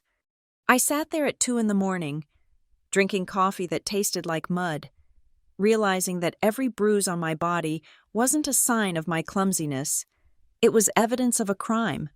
Tessa calling me Fumbles wasn't just mean. It was a cover-up for a systemic failure that regulations had been written to prevent. I channeled that rage into data. I started taking small jobs. It began with Mr. Henderson, who owned the lumber yard where Walt bought his fence posts. I was there with Walt one Saturday, and I watched a worker nearly slice his thumb off on a table saw because the guard had been removed to cut faster. I walked up to Mr. Henderson. My heart was hammering against my ribs, but I remembered the laptop. I remembered the regulations. "Mr. Henderson," I said, "if that worker loses his thumb, the medical costs will be roughly $40,000. The OSHA fine for removing a machine guard is nearly $15,000, and your insurance premiums will go up by 20% for 3 years. Mr. Henderson looked at me, a 20-year-old girl in flannel. "Who did the math?" "I did," I said. "I can fix the workflow so he doesn't need to remove the guard to keep his speed up. It will cost you $200 for my time." He hired me. I spent 4 hours watching the saw station. I realized the wood was being staged on the wrong side, forcing the operator to reach across the blade. I moved the pallet. I put the guard back on. The speed increased by 10% because the worker wasn't afraid of losing his fingers anymore. Mr. Henderson paid me $200 in cash. He also wrote a letter of recommendation. "Lena Carver sees things we don't," he wrote. That $200 felt heavier than any paycheck I had ever earned at the warehouse. It was the first money I had ever made by using my voice instead of my back. I started to develop a system. I realized that warehouse managers, men like Gary, or my father, didn't care about safety culture. They cared about green, yellow, red. They cared about the bottom line. So I opened a spreadsheet on my new laptop. I created a scoring matrix. I listed every area of a facility: loading dock, aisle width, lighting, electrical, ergonomics. I assigned a point value to each risk. A loose carpet was 5 points, a blocked fire extinguisher was 50 points, and bypassed safety guard was 100 points. Then, I created a formula that converted those risk points into dollars. Risk score of 500 equals an estimated liability of $200,000 per year. It was simple. It was brutal. It spoke the language of fear and finance. I sent a draft of my system to Ms. Rivera. She was still my unofficial advisor, checking in on me every Sunday. She called me an hour later. "The math is perfect," she said, "but the presentation is too cold. You are giving them numbers. You need to give them a story." "Safety isn't a story," I argued. "It is physics." "Lena," she said gently, "physics is why the body breaks. Story is why the boss writes the check to fix it. When you present this, don't just say, risk score 500. Say, this is the score that means a father doesn't come home to his kids tonight. Make them feel the weight of the fall." She coached me on my tone. She taught me to stand up straight when I spoke, to stop apologizing for my presence. "You are the expert," she would say. "Experts don't shrink." While I was building my intellectual armor, Walt was building a financial fortress. One Tuesday, Walt put on his Sunday suit, the charcoal one that smelled of mothballs. He polished his boots. He told me he was going into town to tidy up some fences. He was gone for 4 hours. When he came back, he looked tired but satisfied. He tossed a thick folder onto the kitchen counter. "What is this?" I asked. "That," he said, pouring himself a glass of water, "is the Carver Safety Trust." I opened the folder. It was a legal document, stamped and notarized. "I went to the bank," Walt explained. "And I went to that lawyer, Mr. Abernathy. I put the farm, the equipment, and my savings into an irrevocable trust. You are the beneficiary, and until you are 30, Mr. Abernathy is the co-trustee." "Why?" I asked. "You are healthy, Grandpa." "I am old," he said bluntly, "and your stepmother has eyes like a hawk. I saw how she looked at this land at the last Thanksgiving dinner she deigned to attend. She doesn't see a farm. She sees a subdivision. She sees a liquidation sale." He pointed a callous finger at the paper. "This trust says that no matter what happens to me, if I get sick, if I forget my name, if I die, she cannot touch a single acre. She cannot touch the money I am setting aside for your company. It is locked. It is safe." "Grandpa," I said, my throat tight. "You didn't have to do that." "Yes, I did," he said, "because she thinks she owns everything in this family. She thinks she owns your father. She thinks she owns the narrative about you being clumsy. I am just making sure she knows that she doesn't own the ground you stand on." That night, the weight of his belief in me settled in my chest. It wasn't a heavy load, like the boxes at the warehouse. It was a stabilizing weight. It was an anchor. I couldn't sleep. I sat in the kitchen of the guest house, the blue light of the laptop illuminating my face. I had a mug of coffee that had gone cold an hour ago. On the screen was a photo I had found in my cloud storage. It was a selfie I had taken in the warehouse bathroom mirror 3 years ago. In the photo, I looked gray. My eyes were dull. There was a yellow bruise on my cheekbone from when a box had fallen off the top shelf. I looked at that girl. She looked like she was waiting for permission to collapse. Then I heard the ping of an email notification. I clicked over to my inbox. It was from a contact Ms. Rivera had given me, a mid-sized logistics company in Denver called Peak Flow Distribution. I had sent them a cold email a week ago, attaching a sample of my risk assessment matrix. Subject: Inquiry regarding safety consultation. Dear Ms. Carver, we reviewed your sample audit. Your calculation regarding the correlation between lighting lumens and forklift accident rates is intriguing. We have had 3 incidents in our shipping bay this quarter. We would like to discuss hiring you for a comprehensive audit of our Denver facility. Please let us know your rates. I stared at the words, "Please let us know your rates." They weren't asking if I was clumsy. They weren't asking who my father was. They were asking for my expertise. I needed a name. I couldn't just reply as Lina Carver. I needed an entity. I needed a banner to fly. I thought about the tracks in the mud at the farm. I thought about the tire treads on the warehouse floor. I thought about the path I had walked, limping, stumbling, and finally, walking straight. I thought about Tessa's voice. She just falls a lot. I typed into the reply box. Sincerely, Lina Carver, CEO, SafeTrack Analytics. SafeTrack, I whispered to the empty room. It fit. It wasn't just about keeping the workers on the track. It was about proving that I could track the danger before it struck. I stood up and walked to the window.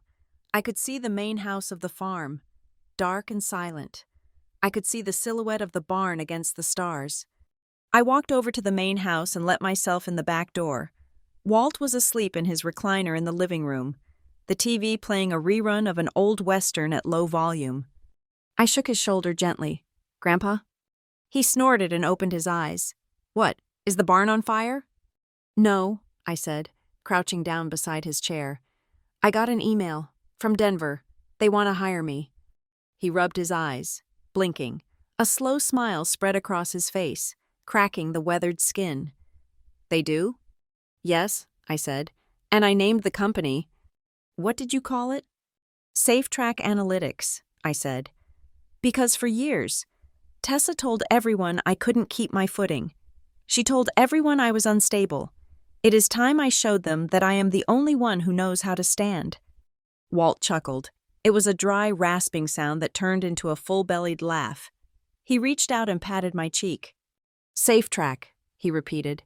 I like it. It sounds like something that doesn't back down. He looked at me, his eyes shining in the flicker of the TV light. You write them back. Lina, you tell them your rate is $200 an hour. Don't you sell yourself short. You charge them for every bruise you ever got learning what you know. I will, I promised. I went back to the guest house, but I didn't go to sleep. I sat at the pine table and began to draft the contract. I was 20 years old. I had $200 in my pocket and a truck with a rusted fender outside. But as I typed, I felt rich. I felt powerful. The girl who fell was gone. The woman who tracked the fall was just getting started. 5 years is enough time to build a reputation, but it is not enough time to erase a history.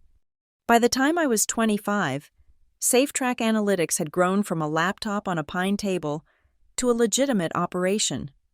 I had a small office in Denver, a team of 3 junior safety inspectors who were all brighter than I was, and a client list that included 2 major logistics chains. I spent my weeks driving between distribution centers, wearing a hard hat and a high-visibility vest, pointing out structural weaknesses to men twice my age who had learned to stop rolling their eyes at me. But the farm was still the headquarters of my heart. I kept my primary residence listed as the guest house behind Grandpa Walt's barn. I still returned every Friday night to check the books, to walk the fence line, and to sit on the porch with Walt, drinking iced tea and listening to the crickets. It was a Friday in October when the call came. I was on Interstate 25, driving back from a consultation in Colorado Springs.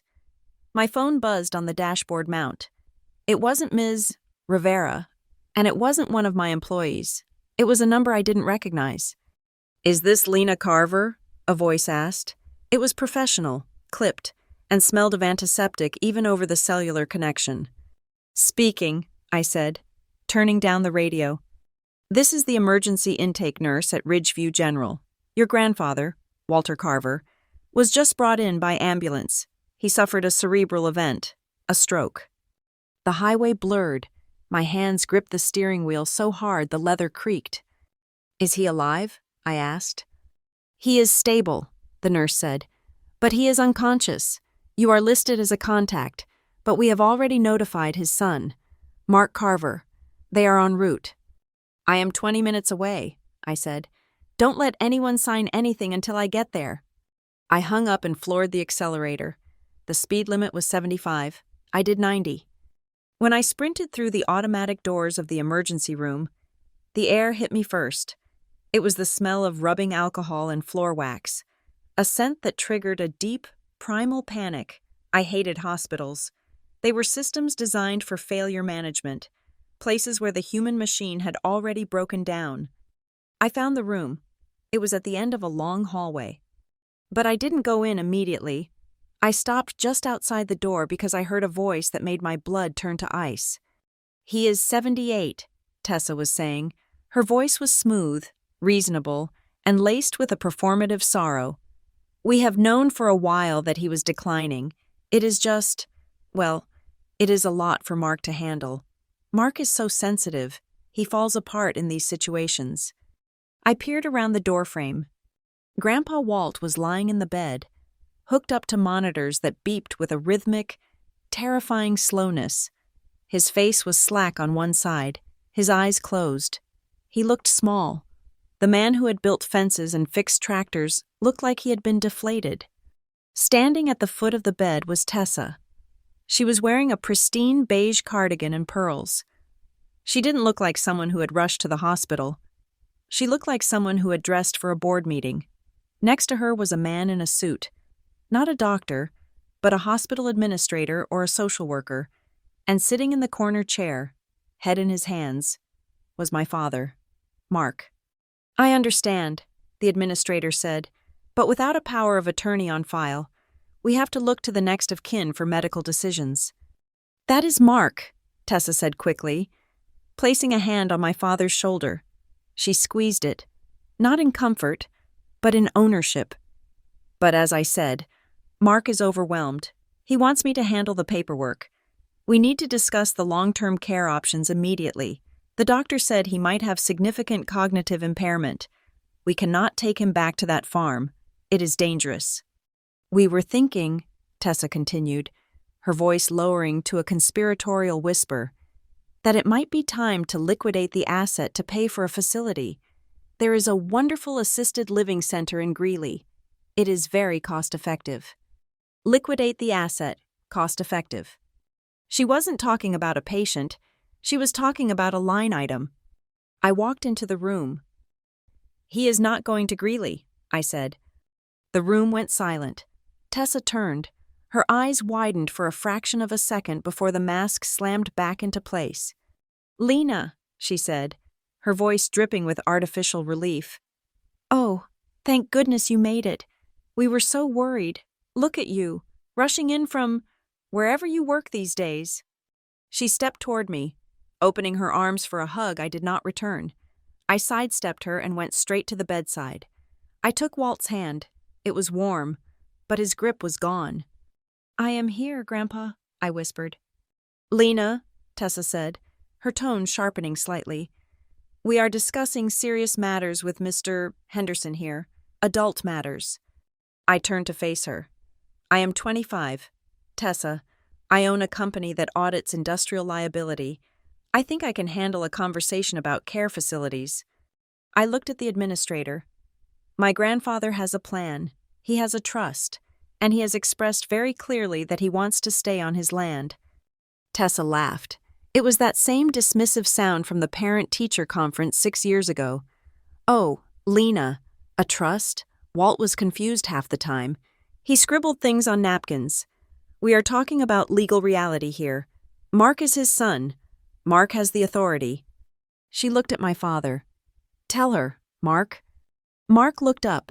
His eyes were red, rimmed with exhaustion. He looked from Tessa to me, trapped between the two strongest forces in his life. "Lena," he mumbled. "Tessa is just trying to help. She knows about these things. She worked in healthcare supply. She knows the system." "She knows how to sell the system," I said. "There is a difference."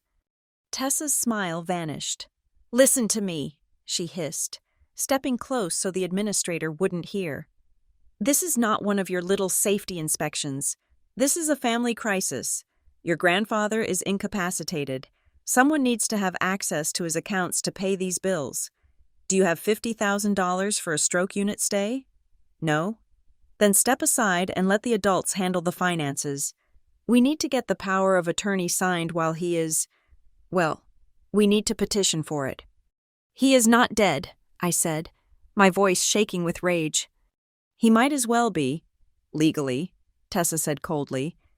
"He cannot sign his name. That means Mark is in charge, and I am in charge of Mark.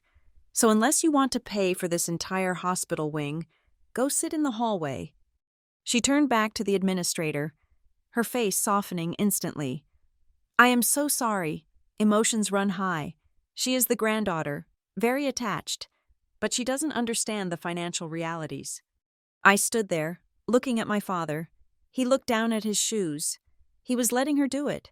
He was letting her erase his father just like she had erased his daughter. I realized then that I couldn't win this in the hospital room. Tessa had the momentum. She had the social capital.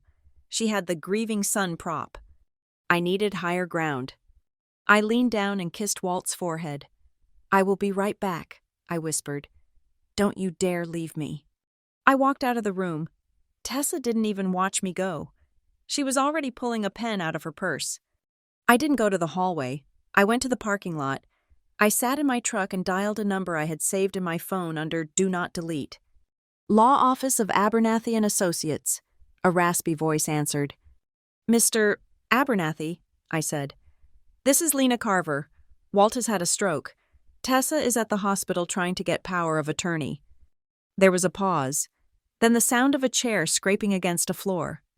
"Meet me at my office," Abernathy said. "Bring your ID. The war has started." Mr. Abernathy's office was in a strip mall next to a dry cleaner. It smelled of old paper and peppermint, the same peppermint Walt always had in his pocket. Mr. Abernathy was 70 years old, wore suspenders, and had eyes that looked like they had seen every possible way a human being could lie. I sat across from him, my hands trembling on my knees. "Can she do it?" I asked. "Can she sell the farm?" Abernathy opened a thick file on his desk. "The Carver Safety Trust," he said, tapping the document. "Your grandfather was a smart man, Lena, or at least, he listened to a smart granddaughter. The land is locked. The deed is in the trust. You are the beneficiary. Tessa cannot sell the dirt under the barn, even if she hypnotizes your father." I let out a breath I had been holding for an hour. "Thank you." "However," Abernathy said, raising a finger, "that is the land. The liquid assets are different. The operating accounts for the farm, his personal savings, the rainy day fund, those are in his name. If she gets emergency guardianship or power of attorney over his person because of the stroke, she can drain those accounts. She can claim it is for his medical care." "She mentioned a facility in Greeley," I said. "A cheap one." Abernathy nodded grimly. "Standard play. Sell the livestock, drain the savings, put the old man in a Medicaid bed, and pocket the difference as management fees for the family estate. She can't sell the land, but she can starve the farm to death, without the operating capital. You can't pay the property taxes. If you can't pay the taxes, the county takes the land, and then the trust dissolves. My stomach turned. It was a siege. She didn't need to breach the walls. She just needed to cut off the water supply. How do I stop her? I asked. You need to prove that you are the designated guardian, Abernathy said. But the paperwork for his medical proxy, well, Walt was supposed to sign the final amendment last week. He rescheduled. It is sitting right here, unsigned. He pointed to a document with a yellow sticky note on it. Sign here. My heart sank. So he didn't sign it? No, Abernathy said. Which means we have a fight.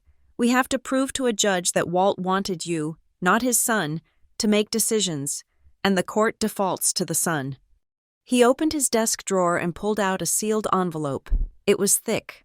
On the front, in Walt's shaky block lettering, it said, Lena, open in case of wolves. He gave me this 2 years ago, Abernathy said. He said, if I ever have a stroke and Tessa starts circling, give this to Lena. I took the envelope. My fingers felt numb. I tore it open. Inside was a stack of papers, but it wasn't a will. It wasn't a deed. It was a list. It was pages and pages of names, phone numbers, email addresses. At the top, Walt had written, if they try to take the farm, don't look at the land map, open the people map. I scanned the names. Maria Rivera, teacher, Jim Henderson, lumberyard, Sarah Jenkins, town clerk. Dr. Aris Thorne, the specialist who treated my knee in 2015. The foreman at the grain elevator. The owner of the diner where Tessa once yelled at a waitress. There were notes next to the names. Next to Sarah Jenkins, it said, witness Tessa trying to forge Mark's signature on a loan application in 2018. Next to Jim Henderson, it said, knows Lena saved his worker's finger, will testify to her competence. And at the bottom, a name I didn't expect. Evan Carver. Next to Evan's name, Walt had written, he sees more than he says. Ask him about the tuition money. I looked up at Abernathy. What is this? This, Abernathy said, smiling a smile that was all shark teeth, is your grandfather's insurance policy. He knew he might not be able to speak for himself one day, so he made a list of everyone in this town who knows exactly who Tessa Carver is. He called it his safety net. Abernathy leaned forward. Tessa thinks she is fighting a 25-year-old girl. She doesn't know she's fighting the whole town. She thinks power is a signature on a document. Walt knew power is the people you stood by when they were down. I stood up. I clutched the list to my chest. We need to file an emergency injunction, I said, to stop the transfer of power. I am drafting it now, Abernathy said. I will have it before a judge by 9 a.m. Monday. You go back to that hospital. You sit in that chair. You don't let her move him. And if she tries to bully you, you start making phone calls. I drove back to the hospital. The sun had set. The building was a glowing block of light in the dark plain. I walked back to the room. Tessa was gone. Mark was gone. They had probably gone to get dinner, confident that the child had been dismissed. I walked in. The nurse was checking Walt's vitals. He is resting, she whispered. I pulled the chair, the visitor's chair, up to the side of the bed. It was a hard, uncomfortable vinyl chair. It reminded me of the folding chair in the kitchen. But I wasn't sitting in it because I had to. I was sitting in it because I was the guard. I looked at Walt's face. He looked peaceful, unaware of the war that was raging over his body. I pulled out the list, the people map. I looked at the names. These were the people Walt had helped, the people I had helped, the network of safety we had built while Tessa was busy climbing social ladders. She thought she could cut the supply line. She didn't know I had a separate grid. I leaned close to Walt's ear. You sleep, Grandpa, I whispered. You rest. They think I am just the girl who falls a lot. They think I am fragile. I looked at the door. imagining Tessa walking back in with her papers and her pearls. "Let them think that," I said to the silence. "Let them walk onto the floor thinking it is solid, because I am about to show them exactly where the friction ends." I took out my phone and dialed the first number on the list. "Ms. Rivera?" I said when she answered. "It is time." Revenge is rarely a crime of passion. In movies, people scream and throw vases. In reality, true retribution is quiet. It is a spreadsheet. It is a forensic audit. It is finding the one decimal point that does not belong and pulling it until the entire equation unravels. While Tessa was busy trying to charm the hospital administrators and bully my father into signing over the rights to Walt's care, I was sitting in Mr. Abernathy's office, surrounded by boxes of financial records. The people map Walt had left me was not just a list of names. It was a key that unlocked his filing cabinets. I spent 48 hours looking for the leak. Mr. Abernathy had told me that while the land was safe in the trust, the cash accounts were vulnerable. I needed to know where the money had been going before the stroke. I found it on Tuesday morning. It was a series of transfers, recurring monthly for the last 3 years. $5,000 here, $10,000 there, all made out to an entity called MR Logistics Capital. At first, I thought it was a mutual fund, but the MR naggingly reminded me of something. I ran the tax ID number through a corporate registry database, a trick I had learned while investigating shell companies for liability insurance. The result popped up on my screen. Mr. Logistics Capital, doing business as Mountain Ridge Fulfillment. My breath hitched. Mountain Ridge, the warehouse, the place that had broken my back when I was 19. I dug deeper. I looked at the signatories. The investment documents were signed by the director of the warehouse, a man named Stephen Vance, but the broker listed on the referral line? Tessa Carver. The picture snapped into focus with sickening clarity. Tessa wasn't just working in pharmaceutical sales. She had a side deal. She was using her position as a regional logistics coordinator to funnel private investors into failing warehouses to prop up their operating capital. And she had used my grandfather, her own father-in-law, as the piggy bank. She had convinced Walt to invest nearly $200,000 of his savings into the very machine that had chewed up his granddaughter.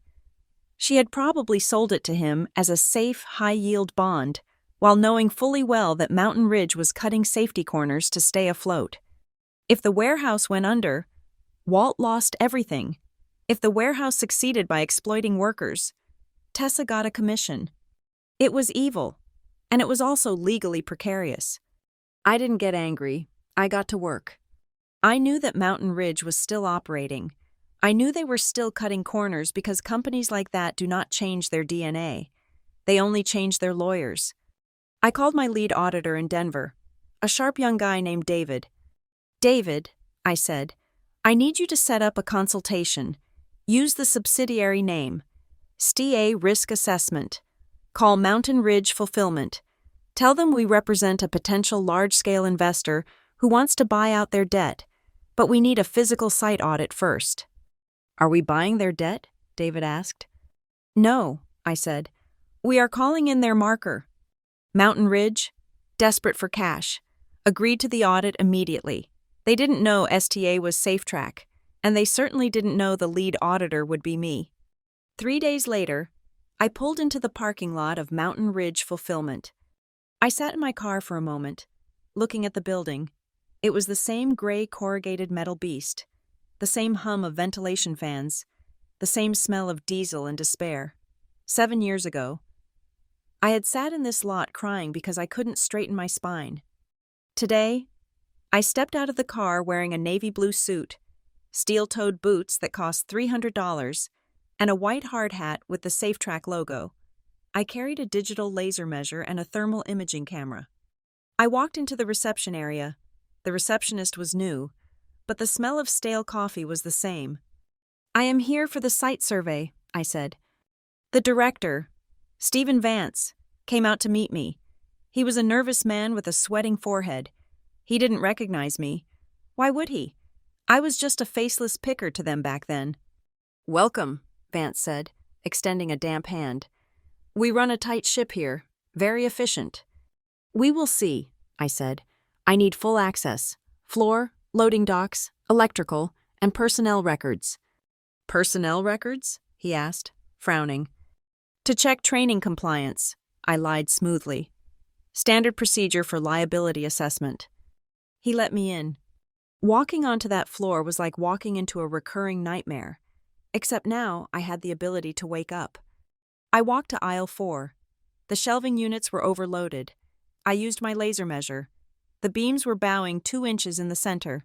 Violation. I walked to the fire exits. The one in the back was blocked by a stack of pallets containing dog food. Violation. Fine.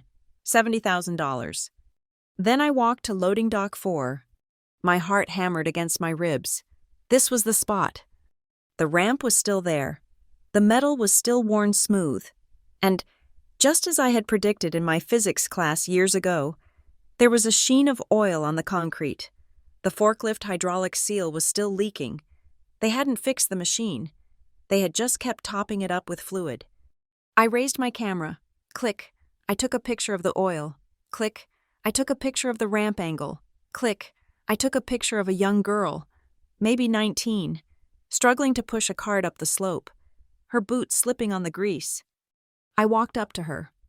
"Excuse me," I said. She looked terrified.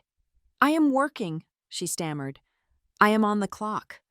"I know," I said gently. "Does your back hurt?" She blinked, surprised. "Yeah, how did you know?" "Because the friction coefficient of this floor is 0, I said. "Be careful." I spent 6 hours in that building. I found 42 distinct violations. I found electrical wiring held together with duct tape. I found logs where mandatory breaks had been erased. By the time I left, I didn't just have a report. I had an indictment. I spent the weekend at the farm compiling the document. It was 200 pages long. It was filled with photos, thermal scans, and specific citations of the Code of Federal Regulations. And on the last page, I attached a copy of the wire transfers from Walt's account. On Monday morning, I requested a meeting with the Mountain Ridge Board of Directors. They met me in a glass-walled conference room overlooking the warehouse floor. There were 5 men. Stephen Vance was there. So was the regional vice president. I threw the report on the table.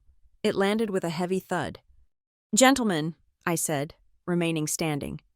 "My name is Lena Carver. I am the CEO of SafeTrack Analytics." Vance frowned. "Carver? Like the investor?" "Like the investor," I said. "Walter Carver is my grandfather." I opened the report to page 1. "Your facility," I began, my voice devoid of emotion, "is a death trap. You have 42 Class A violations. You have 3 imminent hazard zones. Based on my calculations, you are statistically overdue for a fatality by about 3 weeks." The vice president crossed his arms. "This is highly exaggerated. We pass our city inspections." "You pass because you bribed the city inspector with tickets to Broncos games," I said. "I saw the emails in your server logs. You gave me access, remember?" They went pale. "But that is not the worst part," I said. I flipped to the back of the binder. "The worst part is that you accepted $200,000 in investment capital from a retiree, my grandfather, based on fraudulent financial statements. You claimed this facility was compliant and profitable. It is neither. It is a lawsuit waiting to happen." I leaned over the table. "My stepmother, Tessa Carver, brokered this deal. She told my grandfather it was safe, but you knew it wasn't. That is securities fraud. That is elder financial abuse. And since you used interstate banking to move the money, that is a federal crime." The room was so quiet, I could hear the hum of the conveyor belts through the glass. "What do you want?" Vance asked, his voice trembling. "I want 3 things," I said. I held up 3 fingers. You will immediately hire a certified contractor to grind down and resurface the concrete on all loading docks. You will replace the hydraulic seals on every forklift. You will unblock the fire exits." I lowered 1 finger. 2, you will wire the entirety of Walter Carver's investment, $200,000 plus 5% interest, back to the Carver Safety Trust by close of business today. I lowered the second finger. And 3. You will sign a non-disclosure agreement stating that SafeTrack Analytics consulted for you on a pro bono basis to rectify safety concerns. This keeps my name out of your books, so Tessa doesn't know who hit her until the check clears. And if we refuse? The vice president asked. Then I walk out of here and email this 200-page PDF to the OSHA regional director and the Securities and Exchange Commission. I said, they will shut you down by noon tomorrow, and you will go to prison. Vance looked at the vice president. The vice president looked at the report. He looked at the photos of the oil. He looked at the undeniable math of his own negligence. Do we have the liquidity to refund the investment? The VP asked Vance. We have the operating account, Vance whispered. It is the payroll for next month. We would have to delay bonuses. Do it, the VP snapped. Pay the trust. Get her out of here. I didn't smile. I didn't gloat. I simply slid a prepared settlement agreement across the table. Sign here, I said. And here. They signed. I walked out of the Mountain Ridge Fulfillment Center 30 minutes later. I checked my phone.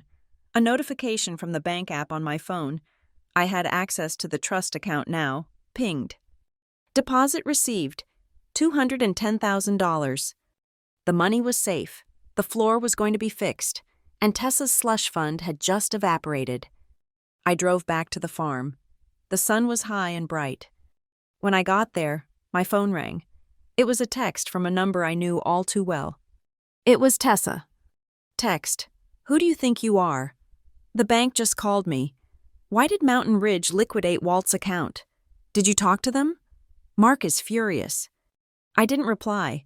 Let her scream into the void. She didn't know about the safety audit. She just knew her money was gone. She was trying to find the saboteur. But she was looking for a vandal, not an auditor. I walked into the guest house. I felt lighter than I had in 10 years. The crushing weight on my spine was gone.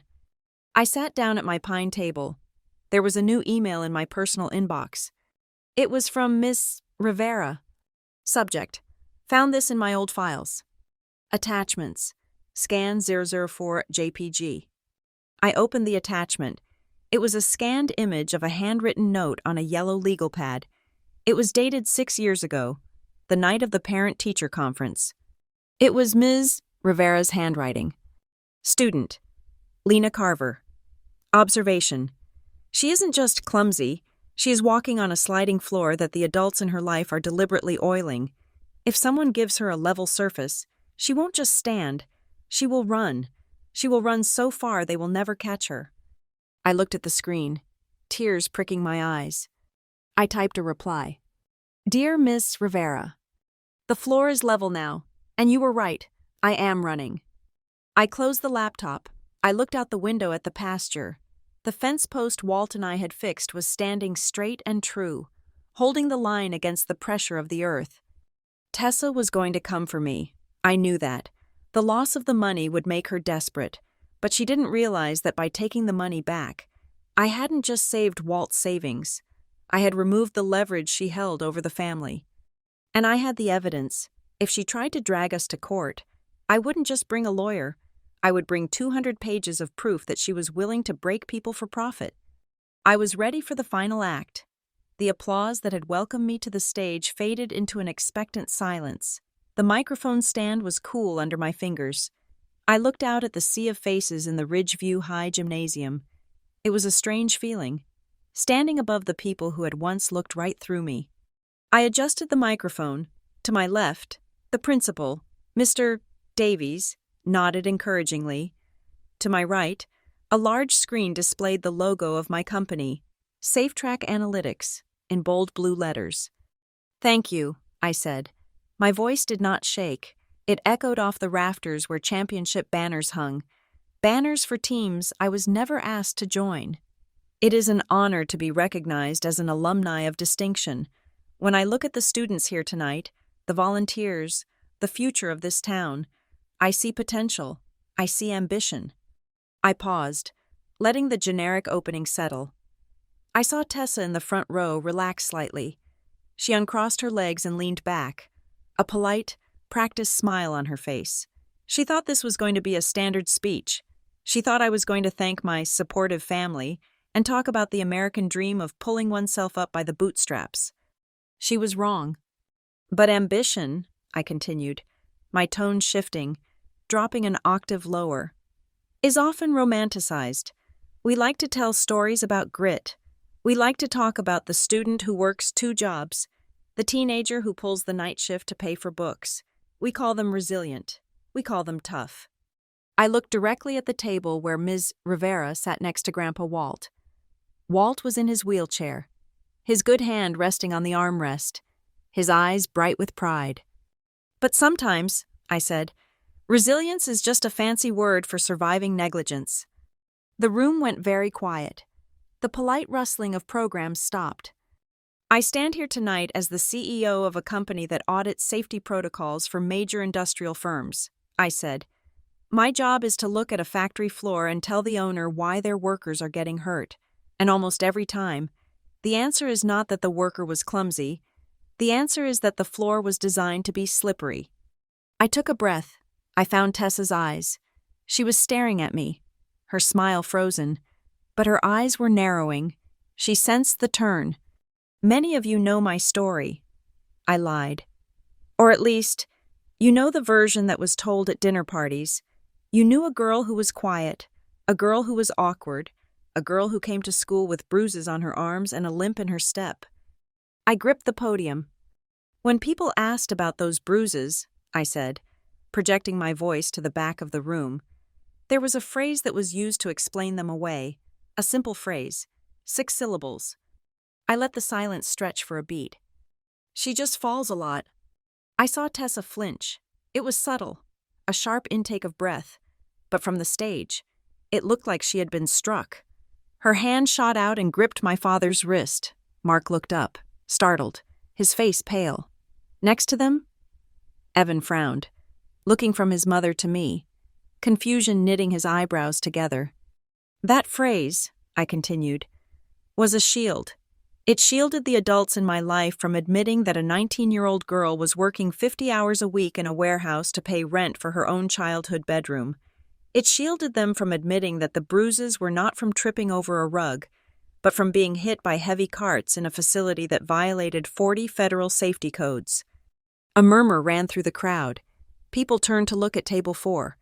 I saw Mrs. Gable, the librarian, whisper something to her husband, her eyes wide. I believed that phrase for a long time, I said. I believed I was broken. I believed gravity worked differently for me than it did for everyone else.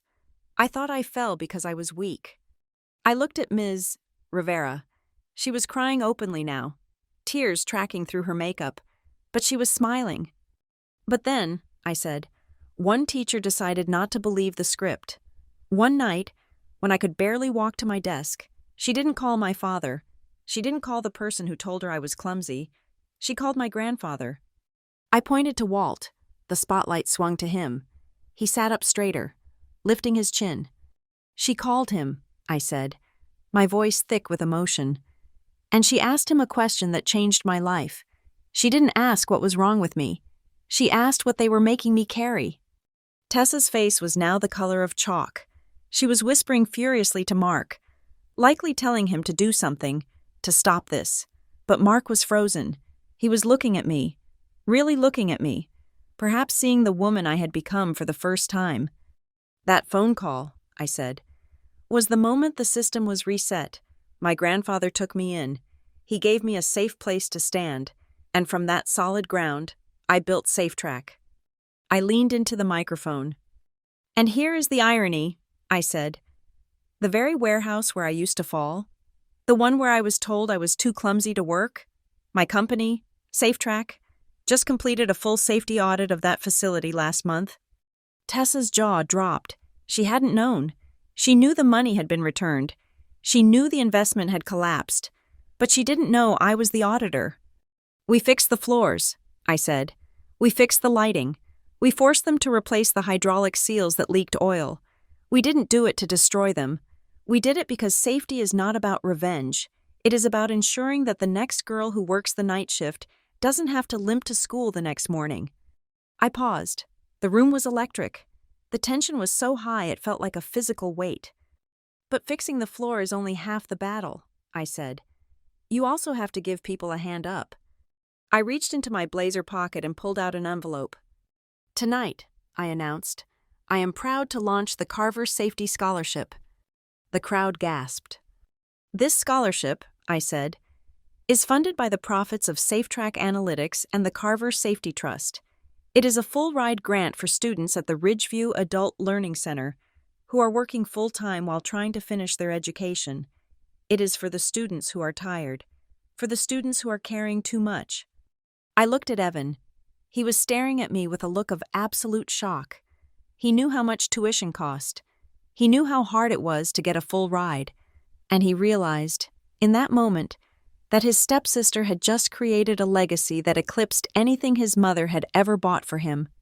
"And," I added, delivering the final blow to Tessa's narrative, "it is named in honor of the two people who saved me, the teacher who made the call, and the grandfather who answered it." I stepped back from the podium and gestured to the floor. "Ms. Elena Rivera, Mr. Walter Carver, please, join me." The applause began slowly, started by the students in the back bleachers, the ones who knew what it was like to be invisible. Then it spread. It rolled forward like a wave. Parents stood up. Teachers stood up. Ms. Rivera walked up the stairs, wiping her eyes. But the real moment, the image that would be printed in the Ridgeview Gazette the next morning, was Walt. He couldn't walk up the stairs, but there was a wheelchair ramp, a ramp that was compliant, sturdy, and safe. I walked down the stage and pushed him up myself. When we reached the center of the stage, the three of us stood there, the teacher, the grandfather, the granddaughter. I looked down at Tessa one last time. She was the only person in the front row not clapping. She was sitting rigidly, her hands clenched in her lap. She looked small. She looked like a minor character in someone else's story. She looked like a hazard that had been identified, flagged, and neutralized. The ceremony ended 20 minutes later. The gym dissolved into chaos as people moved toward the refreshment tables. I stayed on stage for a moment with Walt, making sure he was comfortable. Ms. Rivera was shaking hands with the principal. Then I saw them. Tessa was dragging Mark toward the exit, her grip on his arm tight enough to leave a bruise. She wasn't looking at me. She was looking for an escape route. But she couldn't escape the town. I saw Mrs. Gable intercept them near the door. I saw the way Mrs. Gable looked at Tessa, not with the admiration she used to have, but with a cold, appraising curiosity. I saw Mr. Henderson, the lumberyard owner, turn his back on Mark to talk to a SafeTrack employee. The map had been redrawn. I made my way down the stairs. People I hadn't spoken to in 10 years were reaching out to touch my arm, to say congratulations. "Incredible speech, Lena. I had no idea. Your grandfather looks great." I nodded, smiled, and thanked them, but I was moving toward the side exit, where I saw my family stalled by the crowd. Tessa saw me coming. She stopped. She pulled Mark into a semi-private corner near the trophy case, mistakenly thinking they were out of earshot. I stopped 10 feet away, shielded by a group of students taking selfies. "Did you hear her?" Tessa hissed at Mark. Her voice was a venomous whisper. "Did you hear what she said? She humiliated us. She practically accused us of child abuse in front of the whole town." Mark looked tired. He looked older than his years. "She didn't name us, Tessa." "She didn't have to," Tessa snapped. "Everyone knows. The adults in my life, who else would that be? And the scholarship? Using Walt's name? That money should have been—" She stopped herself. She almost said, "That money should have been ours." "That money is doing good," Mark said quietly. Tessa stared at him, betrayal written all over her face. "Whose side are you on? She is destroying our reputation. She is mocking me. She just falls a lot."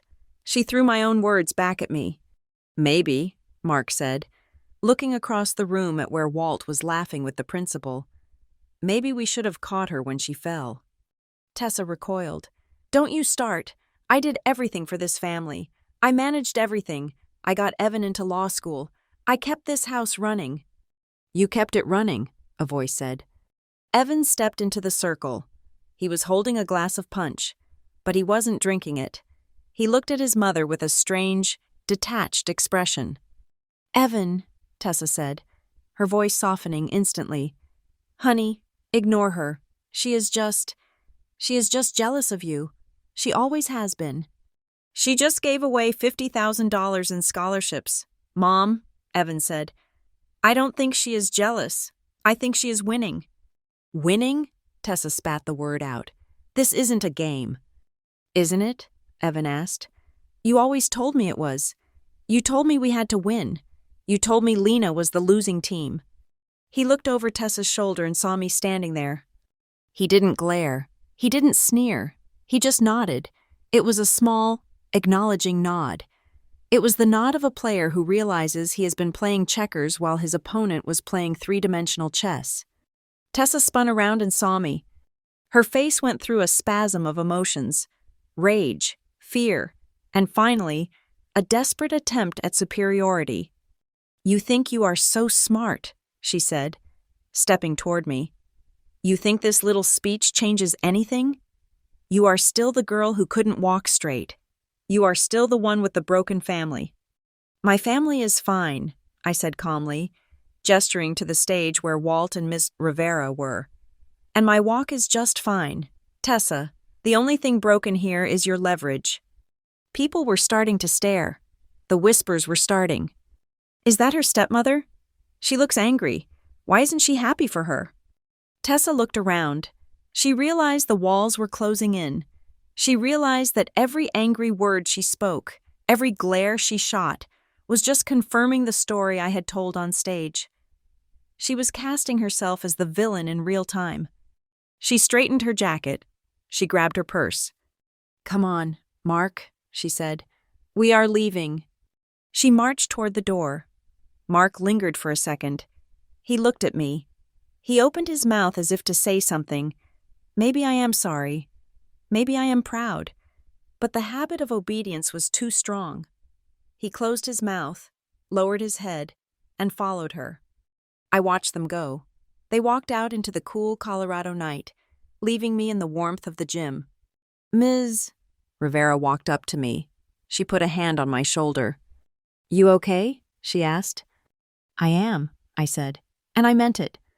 "That note," she said softly, "the one you emailed me about, the one I wrote in your file." "Yeah?" "I wrote that because I was angry," she said. "I was angry that I couldn't fix it for you then. But tonight, watching you up there." She smiled. "You didn't just run, Lena. You flew." I looked at the screen again. Safe track analytics. "I didn't fly," I corrected her gently. "I just built a better ramp." I walked back to the stage to get my grandfather.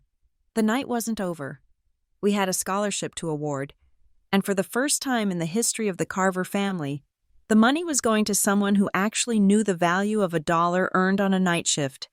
The hearing to determine the competency and guardianship of Walter Carver took place on a Tuesday morning in November. The sky outside the county courthouse was a brilliant, biting blue, the kind of Colorado sky that looks like it is made of glass. Inside, the air was stale and smelled of floor polish and old decisions. I sat at the plaintiff's table next to Mr. Abernathy. My grandfather was not present. His doctor had submitted an affidavit stating that the stress of the proceedings could cause a setback in his recovery. So, he was at the farm, watching the birds on the feeder, while we fought over the right to protect him.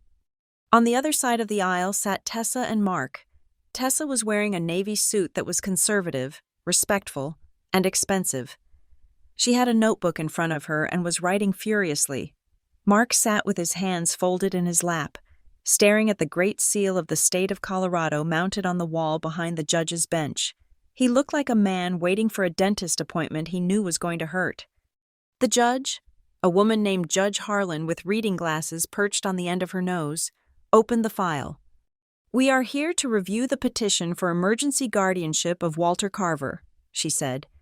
The petitioner, Mark Carver, represented by his wife Tessa Carver, claims that the current power of attorney arrangement is insufficient due to Mr. Carver's medical state. Tessa's lawyer stood up. He was a slick man from the city who clearly thought this was going to be a quick administrative stamp. "Your Honor," he began, smoothing his tie, "this is a simple matter of family logistics. Mark Carver is the only son of Walter Carver. Tessa Carver has been the primary caregiver for the family for 20 years. They live 10 minutes from the farm. They have the stability, the time, and the financial acumen to manage Mr. Carver's estate." He turned and pointed a finger at me. The respondent, Lina Carver, is 25 years old. She runs a high-risk startup company that requires her to travel constantly. She lives in a converted tack room behind a barn. She is barely stable herself. To entrust the complex medical and financial needs of a stroke victim to a young woman who is never home is not just irresponsible, it is dangerous. Tessa nodded solemnly. She dabbed at her dry eyes with a tissue. It was a perfect performance. She was painting a picture of a chaotic, neglectful granddaughter and a saintly, burdened daughter-in-law. Mr. Abernathy didn't stand up immediately. He let the silence stretch. He adjusted his suspenders, then he rose, holding a single blue folder. "Your Honor," Abernathy said, his voice rasping like dry leaves, "we are not here to debate who has the nicer guest room. We are here to debate the wishes of Walter Carver. And those wishes were codified 3 years ago in the Carver Safety Trust." He handed the folder to the bailiff. "This trust explicitly names Lina Carver as the successor trustee. It outlines exactly how Mr. Carver wanted his assets managed. But more importantly, we are here to discuss fitness. The petitioner claims Mrs. Tessa Carver has financial acumen." Abernathy paused. He walked back to our table and picked up a thick binder, the safety audit of Mountain Ridge Fulfillment. "I would like to submit into evidence a forensic accounting of Mr. Carver's investments prior to his stroke," Abernathy said. "Specifically, a series of transfers totaling $200,000 into a failing logistics company called Mountain Ridge, an investment brokered by Tessa Carver." Tessa went rigid. She stared at the binder. She knew what was in there. "This report," Abernathy continued, "shows that Mrs. Carver advised her father-in-law to invest his life savings into a facility that she knew was violating 40 federal safety codes. She risked his financial ruin to secure a commission for her own employer. That is not acumen, Your Honor. That is predation." The judge flipped through the pages. Her eyebrows went up. "Ms. Rivera," Abernathy called, "please take the stand." Ms. Rivera walked up the aisle. She looked nervous but determined. She swore in. "Ms. Rivera," Abernathy asked, "you have known the family for a long time. Why did you call Walter Carver 6 years ago instead of Mark Carver when Lina was injured?" Ms. Rivera looked at Tessa. For the first time in years, she didn't look intimidated. "I called Walt," she said clearly, "because I sat in a meeting with Mrs. Carver and watched her dismiss her stepdaughter's pain as a character flaw. She said, 'She just falls a lot.' It wasn't an observation. It was an excuse. I didn't see a mother concerned for a child. I saw a manager concerned with liability. I knew if I sent Lina back to that house, she would keep falling until she couldn't get up. I called Walt because he was the only one who offered a hand." Tessa's face flushed a deep, blotchy red. She leaned over and whispered aggressively to her lawyer, but he was shaking his head, reading the Mountain Ridge report with widening eyes. Then it was my turn. I didn't use notes. I walked to the stand and looked at my father. "I am not here to attack my father," I said softly. "He is a good man who is afraid of conflict, but fear is not a qualification for guardianship." I turned to the judge. "My stepmother says I am risky because I run a company, but my company exists to prevent risk. I built SafeTrack because I know what happens when you let bad actors manage a system. I walked on the floors Tessa Carver helped build. They were slippery. They were dangerous. And when I fell, she blamed my balance." I took a breath. "My grandfather invested in me when I was 19. He didn't just give me money. He gave me dignity. He drew a map for me. A map of how to be safe. I am simply asking for the right to hold the map for him now that his hands are shaking." The courtroom was silent. The narrative had shifted. It wasn't about a stable family versus a chaotic girl anymore. It was about a protector versus a predator. Then, something unexpected happened. The judge looked at Mark and Tessa. "Does the petitioner have any other witnesses?" Tessa nudged Mark. "Say something," she hissed. But Mark didn't move. Instead, the young man sitting behind them stood up. "I would like to speak," Evan said. Tessa spun around. "Evan, sit down." "I am a sworn witness listed on the initial petition," Evan said calmly. "I have a right to speak." He walked to the front.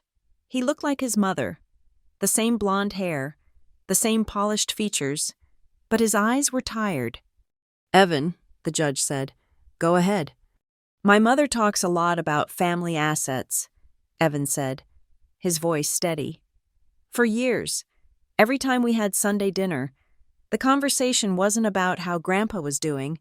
It was about how long he had left. It was about how stubborn he was for sitting on 40 acres of prime real estate." A gasp went through the room. Tessa looked like she had been shot. "She complained constantly," Evan continued, looking at the floor. "She said, 'It is time he transferred the assets to people who know business.' She wasn't worried about his health. Your Honor, she was worried about the market value of the land dropping before she could sell it." He looked at me. "Lena isn't the risky one," Evan said. "She is the only one who never asked him for a dime she didn't earn." The silence that followed was absolute. It was the sound of a facade crumbling. Brick by brick, Tessa put her head in her hands. Her own son, the golden boy she had crafted, had just delivered the final blow. Judge Harlan didn't need long to deliberate. "The court finds the Carver Safety Trust to be a valid and binding instrument," she ruled. "Walter Carver will remain in his home. Ms. Lena Carver will retain her status as co-trustee and medical proxy. Mr. Mark Carver will have visitation rights, but no financial authority." She looked at Tessa over her glasses. "And Mrs. Carver," the judge said, her voice icy, "I suggest you step back. If I hear one whisper of interference in Mr. Carver's care, I will issue a restraining order so fast it will make your head spin. Case closed." The gavel banged. It was the most beautiful sound I had ever heard. I walked out of the courtroom into the bright hallway. The air felt lighter. Gravity felt normal. Tessa was waiting for me. She was standing by the water fountain, her face a mask of fury. Mark was standing a few feet away, looking at the floor. "You think you won?" Tessa spat as I approached. Her voice was shaking. "You think a piece of paper changes anything? You are still just a little girl playing dress-up in a suit." I stopped. I looked at her. I didn't feel angry anymore. I just felt pity. "No, Tessa," I said calmly. "I don't think I won a game. This wasn't a game. It was a safety inspection, and you failed." I stepped closer. "From now on, if anyone in this family falls, it will be because they tripped, not because you pushed them. There are handrails now. There are safety nets. But you?" I looked her up and down. "If you slip, Tessa, it is because you are standing on the floor you greased yourself. Don't look at me for a hand up." She opened her mouth to scream, to argue, but she had nothing left. She turned and stormed down the hallway, her heels clicking a retreating rhythm. Mark stayed behind. He looked at me. He looked like he wanted to hug me, but he knew he had lost that privilege years ago. "Lena," he said, I am still your dad." "I know," I said, "and that is the saddest part. Dad, you watched me fall for 10 years and you never checked the floor." "Can I visit him?" he asked, his voice cracking. "You can visit," I said, "but you call first, and you come alone. If you bring her, the gate stays locked. The door is open, Dad, but it is not wide open anymore." I walked away. I walked out of the courthouse and into the sun. I dialed the farm. "We did it, Grandpa," I said when the nurse answered and put the phone to his ear. The map held. 6 months later. The spring wind was blowing through the valley. carrying the scent of thawing earth and pine. I stood on the porch of the newly constructed building next to the barn. Above the double doors, a wooden sign swung gently in the breeze. The Carver Safety Center. It wasn't a warehouse, it was a school. Inside, 20 young men and women were gathered around a mock-up of a loading dock. They were wearing hard hats and high-visibility vests. Remember, the instructor's voice drifted out. Gravity is a constant, but friction is a variable. You have to control the variable. I smiled. The instructor was one of my senior auditors from SafeTrack. We were training the next generation of warehouse workers, giving them the certification they needed to demand better wages and safer conditions. I walked over to the main house. Grandpa Walt was sitting on the porch in his wheelchair, a blanket over his knees. He was watching the students with a satisfied grin. His speech had come back, mostly, though he still slurred when he was tired. "Look at them," he said as I sat down on the step next to him. "They walk confident." "They do," I said. "They know where the edge is." Ms. Rivera came out of the house carrying a tray of lemonade. She had retired from teaching the month before and now ran the administrative side of the safety center. "We got another application for the scholarship," she said, handing me a glass. "A girl from the night shift at the bottling plant. Her essay is about conveyor belt timing." "Approve it," I said without hesitation. I looked back at the guest house, my old headquarters. On the wall inside, I knew the map was still hanging, but it wasn't the map of the property lines anymore. I had taken down the survey of the land. In its place, I had pinned up the people map Walt had given me. I had added names to it. David from Denver, Mr. Abernathy, Evan, the 20 students inside the barn. It was a map of the network that had caught me. I looked at the camera, breaking the fourth wall, speaking to you, the person listening to this story in the dark, maybe on your commute, maybe while you wash dishes in a house that doesn't feel like home. "What about you?" I asked. "Have you ever been told you just fall a lot? Have you ever been told that your pain is just clumsiness, or that your exhaustion is just a lack of character?" I leaned in. "If you have, I want you to do something. Look at the floor. Look at the people who waxed it, and then find the people who are willing to hand you a wrench to take it apart. Let me know in the comments which city you are listening from, because sometimes all it takes is one person to look at your bruises and say, 'This isn't your fault,' for your entire life to be redrawn." Thank you so much for listening to my story. I hope it reminded you that you always have the power to build your own safety net. Please comment below with your city and your thoughts. I read every single one, and if you want to support more stories like this, please subscribe to Lila Revenge Stories, like this video, and hit that hype button so we can keep exposing the cracks in the system together.